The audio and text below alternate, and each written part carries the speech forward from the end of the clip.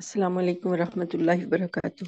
الحمد للہ وکفا وسلام علی عبادہ الذین اصطفا، اما بعد، نحمده ونستعینه ونستغفره ونؤمن به ونتوکل علیہ ونشهد ان لا الہ الا اللہ ونشهد ان محمدا عبده ورسولہ وصلی اللہ تعالی علیہ وعلا آلہ واصحابہ اجمعین۔ رب اشرح لی صدری ویسر لی امری واحلل عقدۃ من لسانی یفقہوا قولی۔ اللہم ارنا الحق حقا وارزقنا اتباعہ وارنا الباطل باطلا وارزقنا اجتنابہ۔ اما بعد فاعوذ باللہ من الشیطان الرجیم، بسم اللہ الرحمن الرحیم۔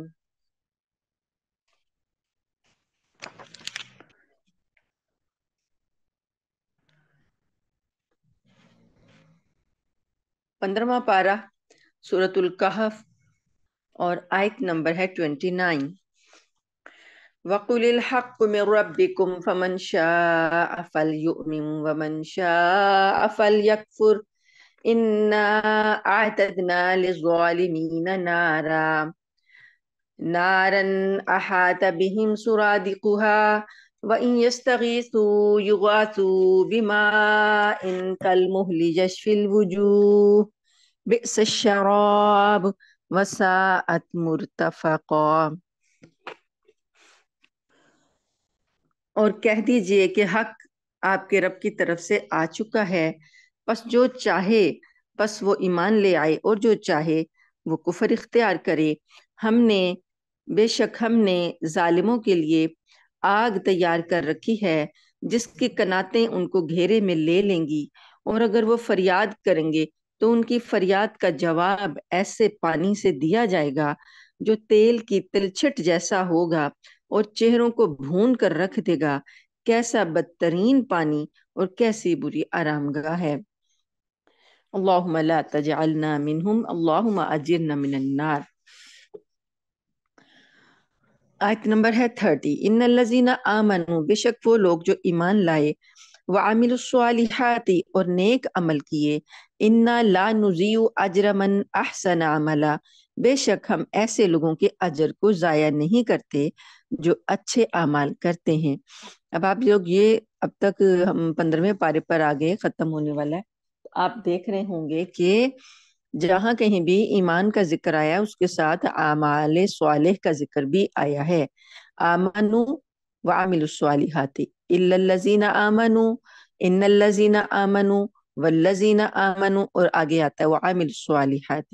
تو اللہ پاک نے ایمان کے ساتھ اس کی جو تصدیق کی ہے کہ اگر ایک شخص کے دل میں ایمان ہے تو وہ اس کا ایمان ظاہر کیسے ہوگا، پتہ کیسے چلے گا؟ اس کے نیک اعمال سے پتہ چلے گا کہ واقعی وہ ایمان رکھتا ہے۔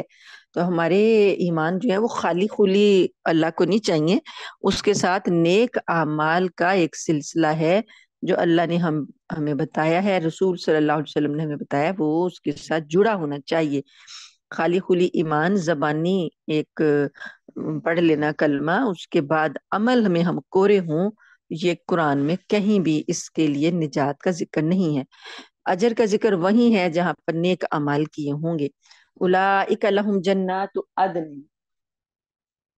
یہ لوگ، یہ جو نیک اعمال کرنے والے لوگ ہیں، ان کے لیے باغات ہیں، عدن ہمیشہ ہمیشہ ہمیشہ رہنے والے، تجری من تحتہم الانہار، ان کو نیچے نہریں بہتی ہیں۔ اب آپ دیکھیے جہاں پر اللہ پاک نے عذاب کا ذکر کیا اس کی ہمیشگی کا بتایا کہ وہ عذاب ختم نہیں ہونا، وہ بھی ہمیشہ ہمیشہ رہنا۔ تو جہاں اجر کا ذکر بتایا وہاں بھی ہمیشگی کا بتایا کہ وہ بھی ہمیشہ رہے گی۔ باغ ختم ہو ہی جاتے ہیں، کبھی ان پہ خزاں آئی جاتی ہے، پتے گرے جاتے ہیں اور ان کی طرف توجہ نہ دی جائے تو وہ ویران ہو ہی جاتے ہیں، لیکن جنت کے جو باغ ہیں وہ ہمیشہ ہمیشہ کے ہیں، اور ان کے اللہ پاک نے وہاں پر نہروں کا ذکر تو کیا۔ نہریں بھی ہم نے بہت بار بار پڑھ لی، سن لی، اور ہمیں لگتا ہے کہ یہ ایک عام سی بات ہے، لیکن ایسی نہر نہیں ہے جو ہم دنیا میں دیکھتے ہیں۔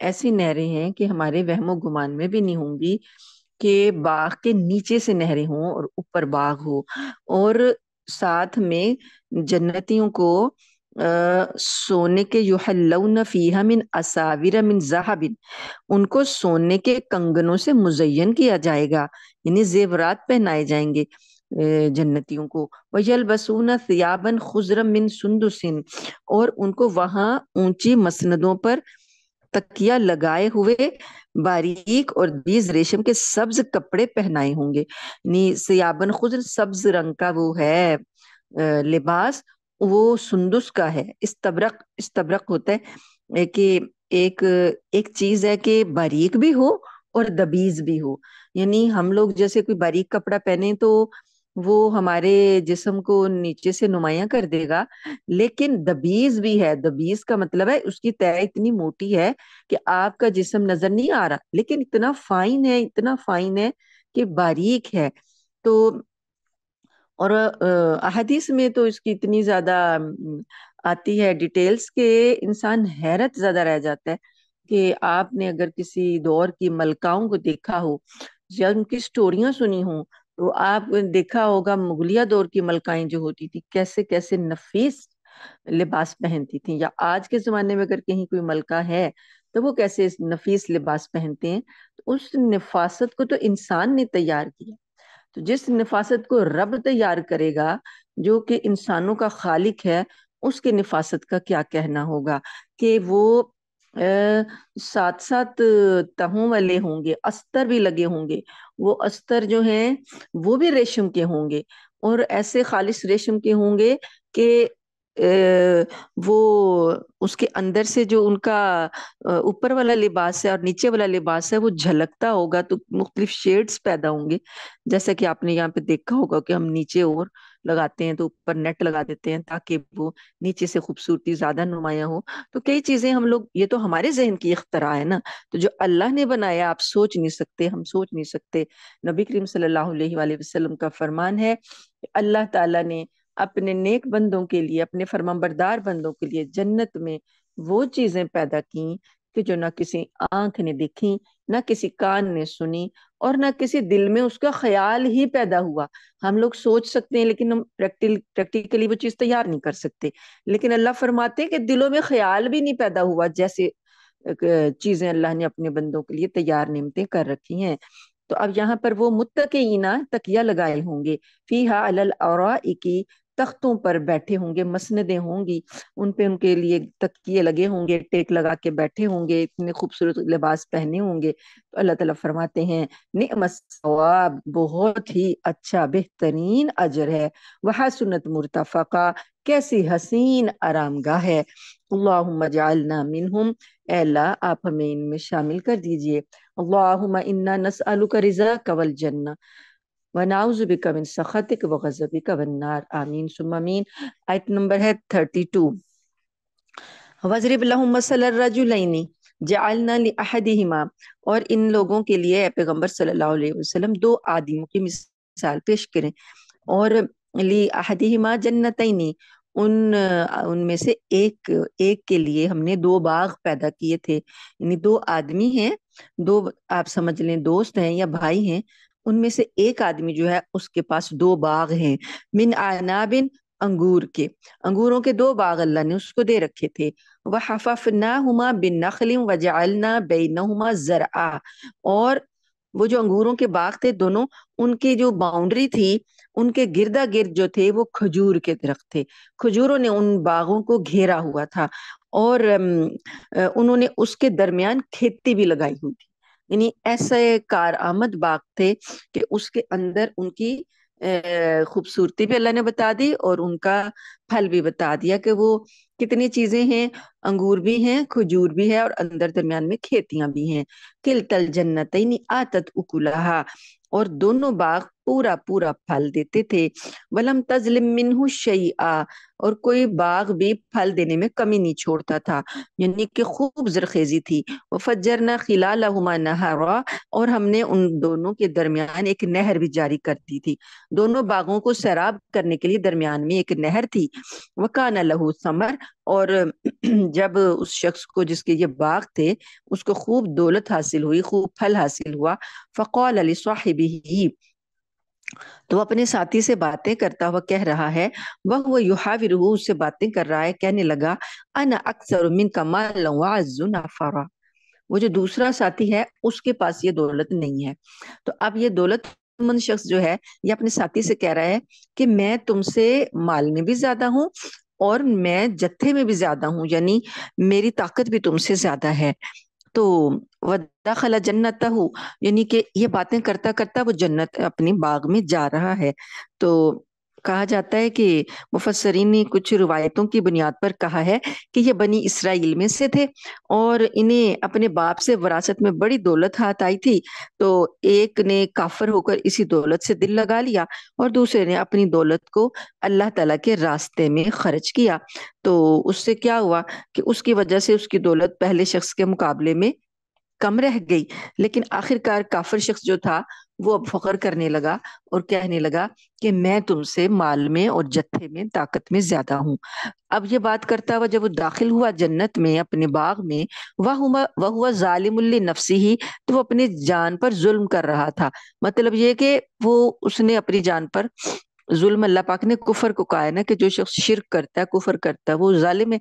तो वो जान पर जुल्म कर रहा था, मतलब कि वो फख्र और गुरूर के साथ कुफर भी कर रहा था। क़ाल मा अज़ुन्नु अन तबीद हाज़िही अबदा, कहने लगा मैं तो नहीं समझता कि मेरा ये बाग कभी तबाह होगा। वमा अज़ुन्नु साअत क़ाइमा, और मैं ये भी नहीं गुमान करता कि कभी वो क़यामत की घड़ी आएगी। वलन रुदित्तु इला रब्बी, और अगर मुझे अपने रब की तरफ लौटाया भी गया, लअजिदन्न खैरम मिन्हा मुनक़लबा, तो वहां भी मुझे यकीन है कि इससे ज्यादा अच्छी जगह मुझे मिलेगी। यानी उसने आखिरत का इनकार किया, क्यामत का इनकार किया, और वो कहने लगा, यानी असल में वो अपने दूसरे भाई को ये बताना चाह रहा है कि तुमने तो अपना माल खर्च कर करके कि तुमने अल्लाह की राह में लगा दिया और तुम ये कह रहे हो कि मुझे आखिरत में मिल जाएगा, तो मैं तो ये नहीं समझता कि आखिरत कभी आनी है। तो अगर आ भी गई तो मुझे इससे बेहतरी चीज मिलेगी। कौल लहू साहिबहू, तो उसके साथी ने, उसके भाई ने उसको कहा, वह हुआ युहाविरुहु, और उससे वो बातें कर रहा था, अकफरत बिल्लज़ी खलक़क मिन तुराबिन, क्या तू उस जात के साथ कुफर करता है जिसने तुझको पहले मिट्टी से पैदा किया, सुम्मा मिन नुतफतिन, फिर तुझे नुतफे से पैदा किया, सुम्मा सव्वाका रजुला, फिर तुझे दुरुस्त करके एक आदमी बना दिया, इंसान बना दिया, क्या तू उसके साथ कुफर करता है। लाकिन्ना हुवल्लाहु रब्बी, लेकिन जहां तक मेरा ताल्लुक है वो अल्लाह मेरा रब है। वला उशरिकु बिरब्बी अहदा, और मैं तो अपने रब के साथ किसी को भी शरीक नहीं मानता। वलौला इस दखलत जन्नतका कुलता माशा अल्लाह, और ऐसा क्यों ना हुआ कि जब तू अपने बाग में दाखिल हो रहा था तो तुम उस वक्त ये क्यों नहीं कह तुमने ये क्यों ना कहा कि माशा अल्लाह ला कुव्वता इल्ला बिल्लाह, कि अल्लाह जो चाहता है वही होता है और कुव्वत अल्लाह के सिवा किसी की नहीं। यानी अल्लाह ताला ने कलमा हमें खुद सिखाया कि जब हम किसी, अल्लाह ताला हमें कोई नेमत दें और हम किसी नेमत को देखें तो हम क्या कहें, माशा अल्लाह ला कुव्वता इल्ला बिल्लाह। तो ऐसा तुमने क्यों नहीं कहा कि ये कुव्वत सारी अल्लाह की है और अल्लाह ने जो चाहा है ये मुझे अता किया है। इन तौरानियाना अकल्ला मिन का, अगर तू ये देखता है कि मैं तुझसे कल कलील हूँ, कम हूँ, माल व वलदा, माल में भी और औलाद में भी मैं तुझसे कम तर हूँ, तो फ़असा रब्बी अन युअतियनी खैरम मिन जन्नतिका, उम्मीद है, मुमकिन है, मुझे तो अपनी रब की जात से उम्मीद है कि वो मुझको तुम्हारे बाग से ज्यादा बेहतर चीज अता कर दे। व युरसिला अलैहा हुस्बान मिनस समाई, और तुम्हारे बाग पर कोई आसमान से आफत भेज दे, फतुस्बिहा सईदन ज़लका, जिससे वो चिकने मैदान में तब्दील होकर रह जाए। यानी कि तुमने जो कुफर किया है, मुझे तो ये डर लग रहा है कि अल्लाह पाक कहीं तुम्हारे बाग में आफत ही ना भेज दे और ये सारा बाग तुम्हारा तबाह हो जाए। और युस्बिहा माउहा गौरन, या जो पानी है जिससे तुम में आपाशी करते हो, یہ پانی جو ہے یہ زمین کے اندر چلا جائے، اتنا نیچے اتر جائے کہ فلن تستطیع لہ طلبا، تو تم اس کو تلاش ہی نہ کر سکو۔ وَأُحِيطَ بِثَمَرِهِ فَأَصْبَحَ يُقَلِّبُ كَفَّيْهِ، پھر ہوا یہ کہ اس کی ساری دولت کو عذاب کے گھیرے میں آ گئی۔ عَلَى مَا أَنفَقَ فِيهَا وَهِيَ خَاوِيَةٌ عَلَى عُرُوشِهَا، اور جو کچھ اس نے اس پر خرچ کیا تھا وہ سارا باغ جو تھا اپنی چھتوں پر الٹا پڑا ہوا تھا۔ وہ یقول، اور وہ کہنے لگا، یا لیتنی، اے کاش کہ میں لم اشرک بربی احدا، اپنے رب کے ساتھ کسی کو شریک نہ ٹھہراتا، ولم تکن لہ فئۃ ینصرونہ، اور اس وقت اس کو کوئی پھر جتھا میسر نہ آیا جو اس کی مدد کرتا۔ کہہ رہا تھا نا کہ میں جتھے میں بھی زیادہ ہوں طاقت میں، تو جب یہ باغ تباہ ہو گیا، اللہ نے تباہ کر دیا، وہ رات کو یہ دیکھ کر گیا اور صبح آیا تو صبح سارا باغ اوندا پڑا ہوا تھا، تو اس وقت اسے کوئی جتھا میسر نہ آیا اللہ کو کے سوا۔ وما کان منتصرا، اور کسی نے بھی اس کی، وہ خود بھی اپنی مدد نہیں کر سکتا تھا اور کسی نے بھی اس کی مدد نہ کی۔ ہنالک الولایۃ للہ الحق، یہ ہے اللہ تعالیٰ کا اختیار۔ اس موقع پر آدمی کو پتہ چلتا ہے کہ سارا اختیار اللہ کو حاصل ہے۔ ہوا خیر ثوابا و خیر عقبا، وہی ہے جو بہترین ثواب دینے والا ہے اور بہترین انجام دکھاتا ہے۔ وَاضْرِبْ لَهُم مَثَلَ الْحَيَاةِ الدُّنْيَا، یہ ایک مثال اللہ تعالیٰ نے دے کے بتایا کہ اس طریقے سے یہ اللہ تعالیٰ کس طریقے سے اعمال صالح کو پروان چڑھاتے ہیں اور برے اعمال کو اللہ تعالیٰ ملیا میٹ کر دیتے ہیں، تباہ کر دیتے ہیں۔ اب ایک اور مثال اللہ پاک بتاتے ہیں کہ ان سے دنیا کی زندگی کی بھی مثال بیان کرو کہ دنیا کی زندگی کیسی ہوتی ہے، تم نے اسے کیا سمجھا ہے اور اللہ پاک کے نزدیک وہ کیسی ہے۔ مثل الحیات الدنیا، دنیا کی زندگی کی مثال بیان کرو، کما ان، وہ پانی کی مانند ہے، انزلناہ من السماء، جو پانی ہم نے آسمان سے اتارا یعنی بارش، فاختلط به نبات الارض، تو پھر اس پانی سے کیا ہوا، زمین کا سبزہ خوب گھنا ہو گیا، فاصبح حشیما تذروہ الرياح، پھر وہ جو گھنا ہوا سبزہ پھر ایسا ریزہ ریزہ ہوا کہ اسے ہوائیں اڑا لے جاتی ہیں۔ وَكَانَ اللَّهُ عَلَىٰ كُلِّ شَيْءٍ مُقْتَدِرًا، اور اللہ ہر چیز پر مکمل قدرت رکھتا ہے۔ جیسے سبزہ ناپائیدار ہے، پہلے اتنا سبزہ ہوا، اتنی کھیتی ہوئی، پھر جب یہ بعد میں چورا چورا ہو جاتا ہے، یہ خشک ہو جاتا ہے اور اپنی جو سرسبزی ہے وہ کھو دیتا ہے، تو پھر یہ چورا چورا ہوتا ہے تو ایسا ریزہ ریزہ ہوتا ہے کہ ہوائیں اس کو اڑا کے، خزاں میں دیکھیں پتے جب گر جاتے ہیں تو ہوائیں ادھر ادھر اڑائے لیے پھرتی ہیں، اس کی کوئی ویلیو نہیں ہوتی۔ تو اللہ فرماتے ایسے ہی دنیا کی زندگی ہے، یہ بھی شروع میں بڑی آپ کو بارونق اور خوبصورت معلوم ہوتی ہے، دل یہاں پر لگتے ہیں اور انسان کو لگتا ہے کہ یہ اچھی ہے، بہت اچھی ہے، پائیدار ہے، ہمیشہ سرسبز رہے گی، لیکن آخرکار ایک دن اس کو ختم ہونا ہے۔ المال والبنون زینت الحیات الدنیا، یہ مال دنیا کے اور یہ جو بیٹے اللہ نے تمہیں دیے، اولاد دی، یہ دنیا کی زندگی کی زینت ہیں، یعنی دنیا کی زندگی میں یہ ایک آپ لوگوں کو آرائش کا سامان دیا گیا ہے۔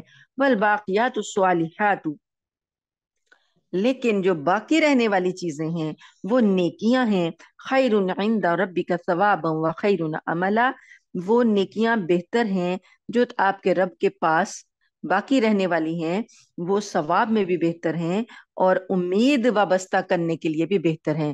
ہم باغوں سے امید لگاتے ہیں، ہم دنیا سے امید لگاتے ہیں، تو اللہ کہتے ہیں نہیں، امید لگاؤ باقیات الصالحات سے، وہ نیکیاں جو باقی رہنے والی ہیں ان سے امیدیں لگاؤ کہ وہ آخرت میں آپ کو بہتری عطا کریں گی۔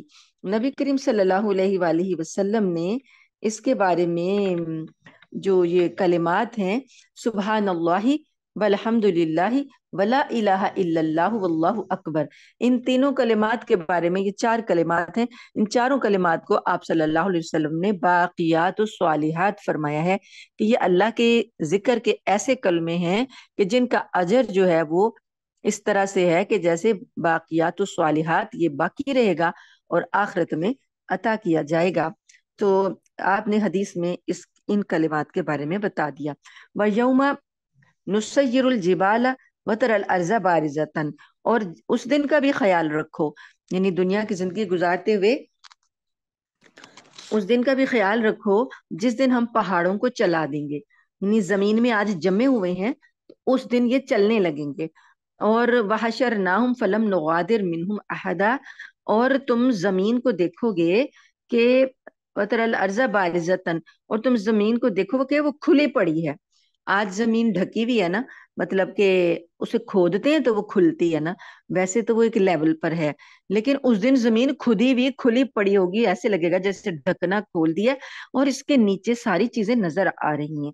تو اللہ پاک فرماتے ہیں کہ پھر ہم کیا کریں گے، ساروں کو گھیر کر اکٹھا کر دیں گے، کسی ایک کو بھی نہیں چھوڑیں گے۔ جتنی مخلوقات ہیں جو زمین کے اوپر اس وقت رہ رہی تھیں قیامت والے دن، اور جو زمین کے نیچے تھیں، جو مخلوقات، جو بھی چیزیں زمین کے نیچے ہیں، معدنیات بھی، سونے چاندی کے ڈھیر بھی، جو کچھ بھی ہے، اور جو وفات پانے کے بعد لوگ زمین میں دفن ہوتے ہیں، وہ بھی سارے اندر سے نکل آئیں گے، اور ساروں کو اللہ پاک فرماتے ہیں کہ اکٹھا کر دیں گے، کسی ایک کو بھی نہیں چھوڑیں گے۔ وَعُرِضُوا عَلَىٰ رَبِّكَ صَفًّا، اور اس طریقے سے اپنے رب کے سامنے وہ پیش کر دیے جائیں گے کہ صف باندھے ہوئے ہوں گے۔ لَقَدْ جِئْتُمُونَا كَمَا خَلَقْنَاكُمْ أَوَّلَ مَرَّةٍ، تو اللہ تعالیٰ فرمائے گا کہ آج تم ہمارے پاس ایسے ہی آ گئے جیسے اللہ نے تم کو پہلی بار پیدا کیا تھا، یعنی پہلے بھی تم اللہ کی طرف سے گئے تھے، تو اب اللہ نے آج ساروں کو تم کو اپنے پاس بلا لیا۔ بل زعمتم أَلَّن نَّجْعَلَ لَكُم مَّوْعِدًا، بلکہ تمہارا تو دعویٰ یہ تھا کہ وہ وقت مقررہ، یہ جو وقت مقررہ یہ کبھی آئے گا ہی نہیں۔ وَوُضِعَ الْكِتَابُ، اور کتاب رکھ دی جائے گی۔ کون سی کتاب؟ نامہ اعمال کی کتاب۔ جب صفیں بند گئیں، حشر کے میدان میں اکٹھے ہو گئے، اب اللہ تعالیٰ نامہ اعمال کی کتاب جو اللہ کے پاس تیار کی گئی ہے وہ رکھ دی جائے گی۔ فَتَرَ الْمُجْرِمِينَ مُشْفِقِينَ مِمَّا فِيهِ، چنانچہ تم مجرموں کو دیکھو گے کہ وہ خوف زدہ ہیں اس کے بارے میں، اپنے اعمال کی کتاب کے بارے میں خوف زدہ ہیں۔ وَيَقُولُونَ يَا وَيْلَتَنَا، اور وہ یہ کہیں گے اے کاش، اے بربادی ہماری، ما لِهَذَا الْكِتَابِ، یہ کیسی کتاب ہے، لا یغادر صغیرۃ، کوئی چھوٹی چیز بھی اس نے نہیں چھوڑی، ولا کبیرۃ، اور نہ کوئی بڑی چیز اس نے چھوڑی ہے، الا احصاها، مگر یہ کہ اس نے ساری کا احاطہ کر لیا ہے۔ یعنی ہمارا چھوٹے سے چھوٹا عمل اور ہمارا بڑے سے بڑا عمل سارا ہی اس میں لکھا ہوا ہے، سارا ہی اس نے احاطہ کر لیا، سارا ہی اس نے ہمیں گھیر کے رکھ دیا، ہمیں اس میں سارا ہی موجود ہے۔ وہ اپنی بربادی کو روئیں گے کہ یہ ہمیں کیسی کتاب تھما دی گئی۔ وَوَجَدُوا مَا عَمِلُوا حَاضِرًا، اور جو کچھ اپنا کیا دھرا ہوگا وہ سارا اس میں حاضر پائیں گے۔ وَلَمْ يَظْلِمُ رَبُّكَ أَحَدًا، اور تمہارے پروردگار نے کسی پر ظلم نہیں کیا۔ اللہ تعالیٰ فرمائیں گے یہ جو کچھ تمہیں نظر آ رہا ہے یہ تمہارا اپنا کیا دھرا ہے، تمہارے رب نے نہیں تمہارے اوپر ظلم کیا۔ وَإِذْ قُلْنَا لِلْمَلَائِكَةِ اسْجُدُوا لِآدَمَ فَسَجَدُوا إِلَّا إِبْلِيسَ، اللہ پاک فرماتے ہیں کہ سنو، دیکھو، وہ وقت یاد کرو کہ جب تمہارے رب نے فرشتوں سے کہا تھا کہ آدم کو سجدہ کرو، تو انہوں نے سجدہ کر دیا، سب فرشتوں نے سوائے ابلیس کے۔ کان من الجن، وہ جنوں میں سے تھا۔ ففسق عن امر ربی، اس نے اپنے رب کی نافرمانی کی۔ افتتخذونہ وذریتہ اولیاء من دونی، تو وہ نافرمان جن، نافرمان ابلیس، جو کہ تمہارے باپ آدم کو سجدہ نہ اس نے کیا اور رب کی بھی نافرمانی کی، تو تم اس کو اور اس کی اولاد کو اپنا دوست بناتے ہو مجھے چھوڑ کر۔ وَهُمْ لَكُمْ عَدُوٌّ، اور وہ تمہارے دشمن ہیں، شیطان اور اس کے ساتھی تو تمہارے دشمن ہیں، تم نے مجھے چھوڑا اور ان کو دوست بنا لیا۔ بئس للظالمین بدلا، بہت ہی برا بدلہ ہے ظالموں کا، یعنی یہ جو تمہیں دیے گئے اعمال، یہ ظالموں نے جو ظلم کیا تو پھر ان کا برا بدلہ ہی ملے گا۔ ما اشہدتہم خلق السماوات والارض، میں نے نہ تو آسمانوں اور زمین کی تخلیق کے وقت ان کو حاضر کیا تھا، یعنی جب میں نے آسمان زمین تخلیق کیے تو میں نے ان شیطانوں کو یا ان شریکوں کو یا ان دشمنوں کو تمہارے جو تم نے شریک بنائے مجھے چھوڑ کر، میں نے انہیں حاضر نہیں کیا تھا، کہ یعنی کہ وہ میرے کوئی معاون نہیں تھے، ولا خلق انفسہم، اور نہ خود ان کو پیدا کرتے وقت میں نے ان کو حاضر کیا تھا، وما کنت متخذ المضلین عضدا، اور میں ایسا نہیں ہوں کہ گمراہ کرنے والوں کو دست و بازو بناؤں، مجھے کسی کی ضرورت نہیں ہے۔ وَيَوْمَ يَقُولُ النَّادُ شُرَكَائِيَ الَّذِينَ زَعَمْتُمْ، اور اس دن کا خیال کرو جس دن اللہ ان مشرکوں کو پکارے گا، کہے گا، اللہ تعالیٰ کہے گا، نادو شرکاء الذین زعمتم، ذرا پکارو اپنے ان شریکوں کو جو جن کو تم اپنے دعوے میں، اپنے گمان میں، جن کو تم نے میرے ساتھ شریک ٹھہرا رکھا تھا، فدعوہم، تو پکارو ذرا ان کو، فلم، تو وہ پکاریں گے، فلم یستجیبوا لہم، تو انہیں کوئی جواب نہیں ملے گا، وجعلنا بینہم موبقا، اور ہم ان کے درمیان ایک مہلک آڑ حائل کر دیں گے، ان کے اور ان کے شریکوں کے درمیان ایک آڑ آ جائے گی، ورا المجرمون النارا، اور تم مجرموں کو دیکھو گے کہ وہ، اور مجرم لوگ آگ کو دیکھیں گے، فظنوا، پس وہ سمجھ جائیں گے، انہم واقعوہا، کہ وہ اس میں گرنے ہی والے ہیں،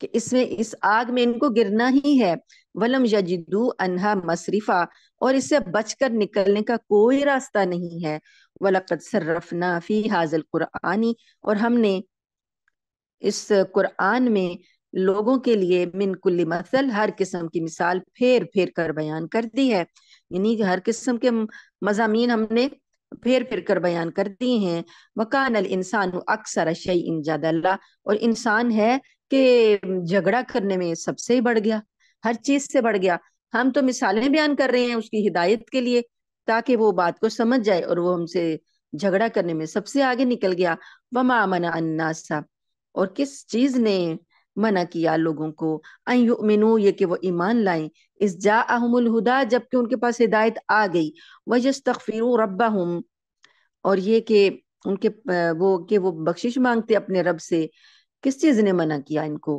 کہ تو ایمان لے آئیں اور بخشش مانگے اپنے رب سے، اللہ، سوائے اس بات کے، ان تاتیہم سنت الاولین، یہ کہ ان کے پاس پچھلی قومیں جو ہیں، پہلے لوگ جو ہیں، ان کی واقعات، ان کی مثالیں ان کے پاس نہ آ جائیں، او یاتیہم عذاب قبولا، یا عذاب ان کے بالکل سامنے آ کر کھڑا نہ ہو جائے، یعنی لوگوں کے پاس جب ہدایت آ جائے تو پھر نہ مانے وہ، تو اللہ تعالیٰ کے لیے عذاب کو دینا اور پہلے لوگوں کا جو حشر ہوا ان کے ساتھ کرنا کوئی مشکل بات نہیں، یہ اللہ کا قانون ہے، جو نہیں مانے گا اللہ تعالیٰ اس کو تباہ کر دیں گے۔ اب یہاں پر آپ دیکھیے کہ یہ جو آیت 54 میں اللہ تعالیٰ کہتے ہیں کہ ہم انسان تو جھگڑے میں اتنا ہی بڑھ جاتا ہے، تو آپ یہ دیکھیے کہ ہم لوگوں کا آج کا بھی یہی رویہ ہے، ہم اپنے آپ کو مسلمان تو کہتے ہیں، لیکن مسلمانی ہماری ذرا نا اور طرح کی ہو گئی ہے، جو کہ ہمارے خیال کے مطابق ہونی چاہیے، ہم یہ سمجھتے ہیں کہ مسلمان ایسا ہونا چاہیے، حالانکہ اللہ تعالیٰ نے بتایا کہ مسلمان کیسا ہونا چاہیے، اللہ کو مسلمانی وہ چاہیے جو اللہ نے بتائی ہے، ہمارے اپنے خیالی گھوڑے، ہمارے اپنے گمان، ہماری اپنی پسند ناپسند، یہ ہماری مسلمانی کے اوپر تھوپ دی جائے تو وہ مسلمانی اللہ کو قبول نہیں، مسلمانی وہ اللہ کو قبول ہے جو اللہ اور اس کے رسول کے فرمان کے مطابق ہو، ہم بحث و مباحثہ کرنا ہم لوگوں کی عادت ہو چکی ہے، اور ہم لوگ نا ایسا سمجھتے ہیں کہ ہم پڑھ لکھ گئے ہیں تو ہم لاجک سے بات کریں گے، ہمارے پاس لاجک ہونی چاہیے اس بات کی، اللہ اور رسول پر ایمان جو ہے وہ بغیر لاجک کے ہے۔ امام رازی رحمت اللہ علیہ جنہوں نے تفسیر رازی لکھی، وہ ان کے اتنے بڑے عالم ہیں کہ ان کے پاس بہت سی لاجکس تھیں اپنی بات کو ثابت کرنے کے لیے، لیکن اللہ کا پر جو ایمان ہے، رسول پر جو ایمان ہے، وہ بغیر لاجک کے چاہیے، وہ والا ایمان جو صحابہ نے اختیار کیا تھا، جب نبی کریم صلی اللہ علیہ وآلہ وسلم نے ایمان پیش کیا تھا صحابہ کے سامنے، تو صحابہ نے کبھی کوئی سوال نہیں کیا تھا، وہ آمنا وصدقنا، ایمان لاتے تھے اور تصدیق کرتے تھے، کبھی کوئی سوال نہیں کیا تھا۔ حضرت ابوبکر صدیق جیسا ایمان دیکھیں کہ جب معراج کی بات نبی کریم صلی اللہ علیہ وسلم نے لوگوں کو بتائی تو لوگوں نے، مشرکین نے مذاق بھی اڑایا اور انکار کر دیا کہ یہ عقل نہیں مانتی، یہ ہو نہیں سکتا، تو حضرت ابوبکر صدیق نے سب سے پہلے کہا کہ میں اس پر ایمان رکھتا ہوں، اگر آپ نے فرمایا تو میں اس پر ایمان رکھتا ہوں کہ آپ ہمیشہ سچ بات بتا رہے ہیں اور اللہ نے ہمیں سچی باتیں بتائی ہیں۔ تو کہنے کا مقصد یہ ہے کہ ہم ہر بات کو اپنے میں ہم وہ سمجھتے ہیں، ہم لوگوں نے اپنی عقلوں کو اتنا آگے کر لیا ہے کہ ہم اپنے ایمان کو پیچھے چھوڑ چکے ہیں، اور بظاہر ہم اپنے آپ کو سمجھتے ہیں کہ ہم مومن ہیں، لیکن جب تک ہمارا ایمان ایسا نہیں ہوگا جیسے اللہ اور اس کا رسول چاہتے ہیں، تب تک ہم مومن نہیں ہو سکتے۔ اپنے طور پر ہم کتنا بھی سمجھتے رہیں کہ ہم مومن ہیں، کیونکہ ہمیں عادت پڑ گئی ہے جھگڑا کرنے کی، بحث کرنے کی، ہر چیز میں کیل اور کال کرنے کی، اور ہم ہر چیز کے اندر سوال جواب کرنے کی۔ تو یہ بات اللہ کے بارے میں تو مشرکین کرتے تھے نا اس وقت، جن کا یہاں ذکر اللہ پاک کر رہے ہیں۔ تو آج ہم مومنین میں یہ لوگ ہو رہے ہیں، ایمان والوں میں یہ فضا پیدا کرتی گئی ہے ٹاک شوز کے ذریعے اور نام نہاد سکولرز کے ذریعے، جو ہمارے خاص طور پر ینگسٹر جو ہیں، ہمارے بچے یونیورسٹیوں کے، ان کو وہ اچک لے اڑے ہیں اور ان کے دلوں میں اتنے شکوک و شبہات پیدا کر دیا ہمارے بارے میں بھی، ہمارے بزرگوں کے بارے میں بھی، ہمارے دین کے بارے میں بھی، کہ وہ بچے سمجھتے ہیں کہ ہم دقیانوسی ہیں اور ہم جو ہے غلط بات کر رہے ہیں اور ہم اندھے مقلد ہیں۔ یہ چیزیں ہمیں بتا بتا کے، تو قرآن یہ کہہ رہا ہے کہ قرآن نے تو ہر چیز کی مثال بیان کی ہے، اب تم لوگ جھگڑالو ہو، جھگڑے اختیار کرتے ہو، تو سنت کو دیکھو، نبی کریم صلی اللہ علیہ وسلم کی سنت کے بارے میں جو آیات، جو احادیث ہیں، اس کا وہی مقام ہے جو قرآن کا مقام ہے۔ وہ وہی غیر مطلوع ہے، ایسی وہی جس کی تلاوت نہیں کی جاتی۔ نبی کریم صلی اللہ علیہ وسلم کی جو احادیث ہیں، جو وہ آپ صلی اللہ علیہ وسلم نے خود سے نہیں بتا دی، قرآن کہتا ہے وَمَا يَنْتِقُ عَنِ الْهَوَىٰ، وہ اپنی خواہش سے نہیں بولتے، ان ہوا الا وحی یوحیٰ، وہ تو وہی ہوتی ہے جو اللہ کی طرف سے کی جاتی ہے۔ نبی کریم صلی اللہ علیہ وسلم کی زبان سے نکلا ہوا ایک لفظ بھی ان کی اپنی مرضی کا، اپنی خواہش کا نہیں ہے۔ تو وہ حدیث جو ہے وہ بالکل اللہ کے حکم کے مطابق ہے۔ بس اب یہ بات ہے کہ احادیث جو ہیں، جن کے بارے میں ہمیں کہا جاتا ہے کہ یہ بعد میں مرتب کی گئیں، بعد میں لکھی گئیں، تو یہ وہ نہیں ہے، قابل اعتماد نہیں ہے۔ تو علماء نے اس سلسلے میں، محدثین نے اتنا کام کیا، اسماء الرجال کی کتابیں لکھی ہیں اور بانٹ کر غلط اور صحیح، ضعیف اور مضبوط، ان ساروں کو الگ کر دیا کہ آگے والوں کو کوئی مشکل نہ رہے۔ اس وجہ سے اللہ تعالیٰ نے جن جن چیزوں سے قرآن پاک میں بتایا، ان پر ہمارا ایسا ایمان ہونا چاہیے جیسے صحابہ کا ایمان تھا۔ وَمَا نُرْسِلُ الْمُرْسَلِينَ إِلَّا مُبَشِّرِينَ وَمُنذِرِينَ، اور ہم پیغمبروں کو صرف اس لیے بھیجتے ہیں کہ وہ مومنوں کو خوشخبری دے دیں اور کافروں کو عذاب سے ڈرا دیں۔ وَيُجَادِلُ الَّذِينَ كَفَرُوا بِالْبَاطِلِ، اور جو کافر لوگ ہیں وہ جھگڑا کرتے ہیں باطل کا سہارا لے کر، لِيُدْحِضُوا بِهِ الْحَقَّ، تاکہ وہ حق کے ذریعے، تاکہ اس کے ذریعے وہ لوگوں کو حق سے ڈگمگا دیں۔ اب دیکھیں نا، آپ لوگ کسی بات میں کسی سے بات کر رہے ہوں، تو اگر ایک شخص آپ کی بات کو قبول کر رہا ہے، لیکن ایک دوسرا شخص آتا ہے، وہ اندر آ کے سوال جواب جھگڑا کھڑا کرتا ہے، تو جس کا دل مائل ہو رہا ہوتا ہے نا، وہ بھی بگڑ جاتا ہے، وہ بھی متنفر ہو جاتا ہے، وہ بھی سمجھتا ہے کہ ہاں ہاں یہ بات ایسی ہے، تبھی تو لوگ اس میں شک کر رہے ہیں۔ تو یہ مشرکین کا وتیرہ تھا۔ ہم نے سیرت کی کلاس میں یہ بات بڑی تفصیل سے پڑھی ہے کہ مشرکین نے ہتھ کنڈے جو بنائے تھے کہ ایمان والوں کو بھی ڈگمگانا ہے، اور جو ایمان نہیں لا رہے ان کو بھی پھسلانا ہے کہ وہ کہیں ایمان کی طرف راغب نہ ہو جائیں۔ یہ کام پھر مکہ میں تو مشرکین نے کیا، تو مدینہ میں یہ منافقین اور یہود نے کیا۔ تو وہ اب وہاں پر کھلے عام وہ کام نہیں ہو رہا، لیکن ہمارے اندر سے ہی لوگ اٹھا کے یہ کام کیا جا رہا ہے، اور ہمیں احساس بھی نہیں ہو رہا کہ ہمارے ایمان پر کتنا ڈاکہ ڈالا جا چکا ہے۔ تو اللہ پاک فرماتے ہیں کہ یہ لوگ جو ہیں، جھگڑا کرنے والے جو لوگ ہیں، باطل کے ساتھ، باطل کے ذریعے جھگڑا کر کے حق سے ڈگمگا دیتے ہیں۔ وَاتَّخَذُوا آیاتی، اور انہوں نے میری آیتوں کو، جو انہیں تنبیہ کی گئی تھی، وما انذروا ہزوا، اس کو مذاق بنا رکھا ہے، مذاق بنا لیا۔ ومن اظلم ممن ذکر بآیات ربہ، اور اس سے بڑھ کر، اس شخص سے بڑھ کر کون ظالم ہوگا جس نے، جو اپنے رب کی آیتوں کو، جو کہ اس کو نصیحت کی گئی ہے، فاعرض عنہا، منہ موڑ لے۔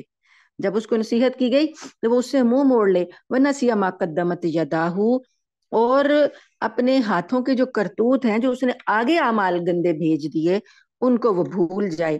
انا جعلنا علی قلوبہم اکنتن، بے شک ہم ان لوگوں کے کرتوتوں کی وجہ سے ان کے دلوں پر غلاف چڑھا دیتے ہیں. ان یفقہوہ وفی آذانہم وقرا، اور ان کے کانوں میں ڈانٹ لگا دیتے ہیں کہ یہ بات کو نہیں سمجھتے. وَإِن تَدْعُوهُمْ إِلَى الْهُدَىٰ، اور اگر آپ ان کو ہدایت کی طرف دعوت دیں، فَلَن يَهْتَدُوا إِذًا أَبَدًا، تو پھر یہ کبھی بھی اب اس معاملے کے بعد اب یہ کبھی ہدایت پر نہیں آئیں گے. وَرَبُّكَ الْغَفُورُ ذُو الرَّحْمَةِ، اور تمہارا رب تو بہت بخشنے والا رحمت والا ہے.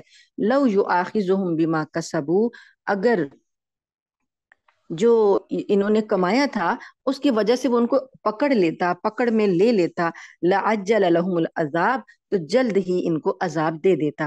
بل لَهُم مَوْعِدٌ، بلکہ اللہ نے ان کے لیے ایک وقت مقرر کر رکھا ہے. لَن يَجِدُوا مِن دُونِهِ مَوْئِلًا، جس سے بچنے کے لیے انہیں کوئی پناہ گاہ نہیں ملے گی. وَتِلْكَ الْقُرَىٰ أَهْلَكْنَاهُمْ، اور یہ بستیاں ہیں ہم نے ان کو ہلاک کیا. لَمَّا ظَلَمُوا، اس وجہ سے کہ انہوں نے ظلم کیا تھا. وَجَعَلْنَا لِمَهْلِكِهِمْ مَوْعِدًا، اور ہم نے ان کی ہلاکت کا ایک وقت مقرر کر رکھا تھا. وَإِذْ قَالَ مُوسَىٰ، اب یہاں پر یہ ایک اور واقعہ، نیا واقعہ شروع ہو رہا ہے حضرت موسیٰ علیہ السلام کا. یہ جسے خضر علیہ السلام سے ملاقات ہے موسیٰ علیہ السلام کی. تو نبی کریم صلی اللہ علیہ وآلہ وسلم نے اس واقعے کی تفصیل میں ایک طویل حدیث بیان فرمائی ہے جو صحیح بخاری میں کئی سندوں سے منقول ہے. اس حدیث کا خلاصہ یہ ہے کہ ایک مرتبہ حضرت موسیٰ علیہ السلام سے کسی نے سوال کیا کہ اس وقت روئے زمین پر سب سے بڑا عالم کون ہے؟ چونکہ ہر پیغمبر اپنے وقت میں دین کا سب سے بڑا عالم ہوتا ہے، کیونکہ وہ براہ راست اللہ سے جڑا ہوتا ہے اور اللہ سے بات براہ راست بندوں کو پہنچا رہا ہوتا ہے، اللہ کے احکامات. تو اپنے وقت کا سب سے بڑا دین کا عالم پیغمبر ہی ہوتا ہے. تو حضرت موسیٰ علیہ السلام نے جواب میں یہی فرما دیا کہ میں ہی سب سے بڑا عالم ہوں. تو اللہ تعالیٰ کو یہ بات پسند نہیں آئی، اور حضرت موسیٰ علیہ السلام کو اللہ پاک نے یہ ہدایت کی کہ آپ کا اس کا صحیح جواب یہ تھا کہ اللہ تعالیٰ ہی بہتر جانتے ہیں کہ سب سے بڑا عالم کون ہے. یہ آپ کو جواب دینا چاہیے تھا. نیز اللہ تعالیٰ نے یہ چاہا کہ حضرت موسیٰ علیہ السلام کے علم میں کچھ ایسی باتیں آ جائیں جو پہلے ان کی واقفیت کے دائرے میں نہیں تھیں. تو اب ان کو پتہ چلے واقعی کہ اللہ میرے علاوہ اور بھی بہت زیادہ علم ہے جو اللہ نے اور لوگوں کو دے رکھا ہے. تو اللہ پاک نے حضرت موسیٰ علیہ السلام کو پھر حکم دیا کہ وہ حضرت خضر علیہ السلام کے پاس جائیں، اور ان کو بتایا کہ وہ کہاں ملیں گے. تو بتایا گیا کہ دو دریاؤں کا جو سنگم ہے، ایسے علاقے میں جاننے کو کہا گیا کہ جہاں دو دریا آپس میں ملتے ہوں وہاں تک آپ سفر کریں، تو وہاں پر آپ کو ایک میرا بندہ ملے گا، تو اس سے ملاقات کریں. اور ساتھ میں اللہ تعالیٰ نے ایک نشانی بتائی کہ آپ اپنے ساتھ ایک مچھلی لے جائیں، تو ایسا ہوگا کہ ایک موقع ایسا آئے گا کہ وہ مچھلی آپ سے گم ہو جائے گی. تو جس جگہ وہ گم ہو جائے وہیں پر آپ کو خضر علیہ السلام مل جائیں گے. چنانچہ حضرت موسیٰ علیہ السلام نے اپنے ایک نوجوان شاگرد حضرت یوشع علیہ السلام کو ساتھ لیا. یہ حضرت یوشع جو ہیں یہ حضرت موسیٰ علیہ السلام کی وفات کے بعد بنی اسرائیل کے نبی ہوئے. تو ان کو لیا ساتھ اور سفر پر روانہ ہوئے. آگے وہ واقعہ آ رہا ہے تو اس میں ساتھ ساتھ آپ کو پتہ چلتا جائے گا. اللہ تعالیٰ فرماتے ہیں آیت نمبر 60، وَإِذْ قَالَ مُوسَىٰ لِفَتَاهُ لَا أَبْرَحُ حَتَّىٰ أَبْلُغَ مَجْمَعَ الْبَحْرَيْنِ أَوْ أَمْضِيَ حُقُبًا. حضرت موسیٰ علیہ السلام نے اپنے نوجوان شاگرد سے کہا کہ میں اس وقت تک اپنا سفر جاری رکھوں گا یہاں تک کہ میں دو سمندروں کے سنگم پر، مجمع مطلب جمع ہونے کی جگہ، جہاں دو سمندر جمع ہوتے ہیں ملتے ہیں وہاں تک نہ پہنچ جاؤں. او امضی حقبا، اور جب تک وہ مجھے نہیں یہ جگہ ملتی میں برسوں چلتا رہوں گا. فلما بلغ مجمع بینہما، پھر جب وہاں پر وہ پہنچ گئے دو دریاؤں کے سنگم پر جہاں دو دریا ملتے ہیں وہاں پہنچ گئے، تو بینہما نسیا حوتہما، تو اپنی مچھلی کو بھول گئے، اس جگہ پر مچھلی بھول گئے. فاتخذ سبیلہ فی البحر سربا، تو پھر وہ مچھلی جو تھی اس نے کیا کیا کہ سمندر میں اپنا راستہ بنا لیا سرنگ کی طرح. تو فلما جاوزا قال لفتاہ، پھر جب وہ دونوں آگے نکل گئے نا اس جگہ سے، تو انہوں نے اپنے شاگرد سے کہا آتنا غدا آنا، ہمارا ناشتہ لاؤ، لقد لقینا من سفرنا ھذا نصبا، ہمیں تو اس سفر سے تھکان ہو گئی. مطلب یہ ہوا تھا کہ جب وہاں پہنچے تھے تو جہاں دو دریا مل رہے تھے وہاں جب پہنچے تھے تو وہاں ایک چٹان پر پہنچ کر کچھ دیر کے لیے سو گئے تھے. تو وہ جو مچھلی ان کی زنبیل میں تھی جو انہوں نے ساتھ لی ہوئی تھی، تو وہ زندہ تو نہیں تھی نا، اسے تو کھانے کے لیے ساتھ لے کر گئے تھے کہ راستے میں کسی جگہ پر اسے بھون کر کھائیں گے. تو وہ وہاں سے اس میں سے کھسکی، اب ان کے تھیلے میں سے نکلی اور دریا میں جا گری، اور جس جگہ گری وہاں پانی میں ایک سرنگ سی بن گئی. یہ چیز جو تھی مچھلی کا گرنا اور سرنگ سی بن کے غائب ہو جانا، یہ چیز جو تھی حضرت یوشع علیہ السلام نے دیکھ لی تھی، کیونکہ وہ جاگ رہے تھے اور موسیٰ علیہ السلام جو تھے وہ آرام فرما رہے تھے. تو اس وقت جب انہوں نے یہ عجیب واقعہ دیکھا تو وہ پیغمبر سے بات کرنا چاہتے تھے، لیکن چونکہ پیغمبر سو رہے تھے، حضرت موسیٰ علیہ السلام سوئے ہوئے تھے، تو اس لیے انہوں نے ان کو جگانا مناسب نہیں سمجھا. بعد میں جب حضرت موسیٰ علیہ السلام جاگے اور انہوں نے آگے سفر اپنا کر لیا، کیونکہ ابھی انہیں پہچان نہیں ہوئی تھی نا ہم نے کہاں تک جانا ہے، تو یہ معجزہ ہی دیکھنا تھا، تو یہیں پر ہی پتہ چلنا تھا کہ اسی جگہ حضرت خضر کو ملنا ہے. تو اب جب آگے چل پڑے تو یوشع علیہ السلام بھول گئے یہ ذکر کرنا، موسیٰ علیہ السلام سے اس واقعے کا ذکر کرنا بھول گئے. تو اب جب آگے جا کر حضرت موسیٰ علیہ السلام سے نے ان سے اپنا ناشتہ مانگا، تو انہیں یاد آیا کہ جو مچھلی ناشتے میں لینی تھی اس کے ساتھ تو یہ ہوا. تو اب انہوں نے کہا قال ارأيت اذ اوينا الى الصخرة فاني نسيت الحوت، انہوں نے کہا کہ ایک عجیب بات ہو گئی کہ جب ہم چٹان میں ٹھہرے تھے تو میں مچھلی کا ذکر کرنا آپ سے بھول گیا. وما انسان وما انسانی ہو الا الشیطان ان اذکرہ، اور مجھے یہ اس کا تذکرہ کرنا شیطان نے بھلا دیا. واتخذ سبیلہ فی البحر عجبا، اس مچھلی نے تو بڑے عجیب طریقے سے سمندر میں اپنا راستہ بنا لیا. قال ذالک ما کنا نبغی، موسیٰ علیہ السلام نے کہا کہ ہاں یہی تو ہم چاہتے تھے، اسی جگہ پر تو ہمیں جانا تھا. فارتد علی آثارہما قصصا، پھر وہ پلٹے واپس اپنے قدموں کے نشانات دیکھتے ہوئے واپس اسی جگہ پر آئے. فوجد عبدا من عبادنا آتیناہ رحمتا من عندنا، پھر وہاں پر انہوں نے ہمارے بندوں میں سے ایک بندہ پایا، ہم نے اس کو رحمت دی تھی اپنی طرف سے، اپنے پاس سے. وعلمناہ من لدنا علما، اور ہم نے اپنی طرف سے ان کو ایک علم، خصوصی علم اپنی طرف سے سکھایا تھا.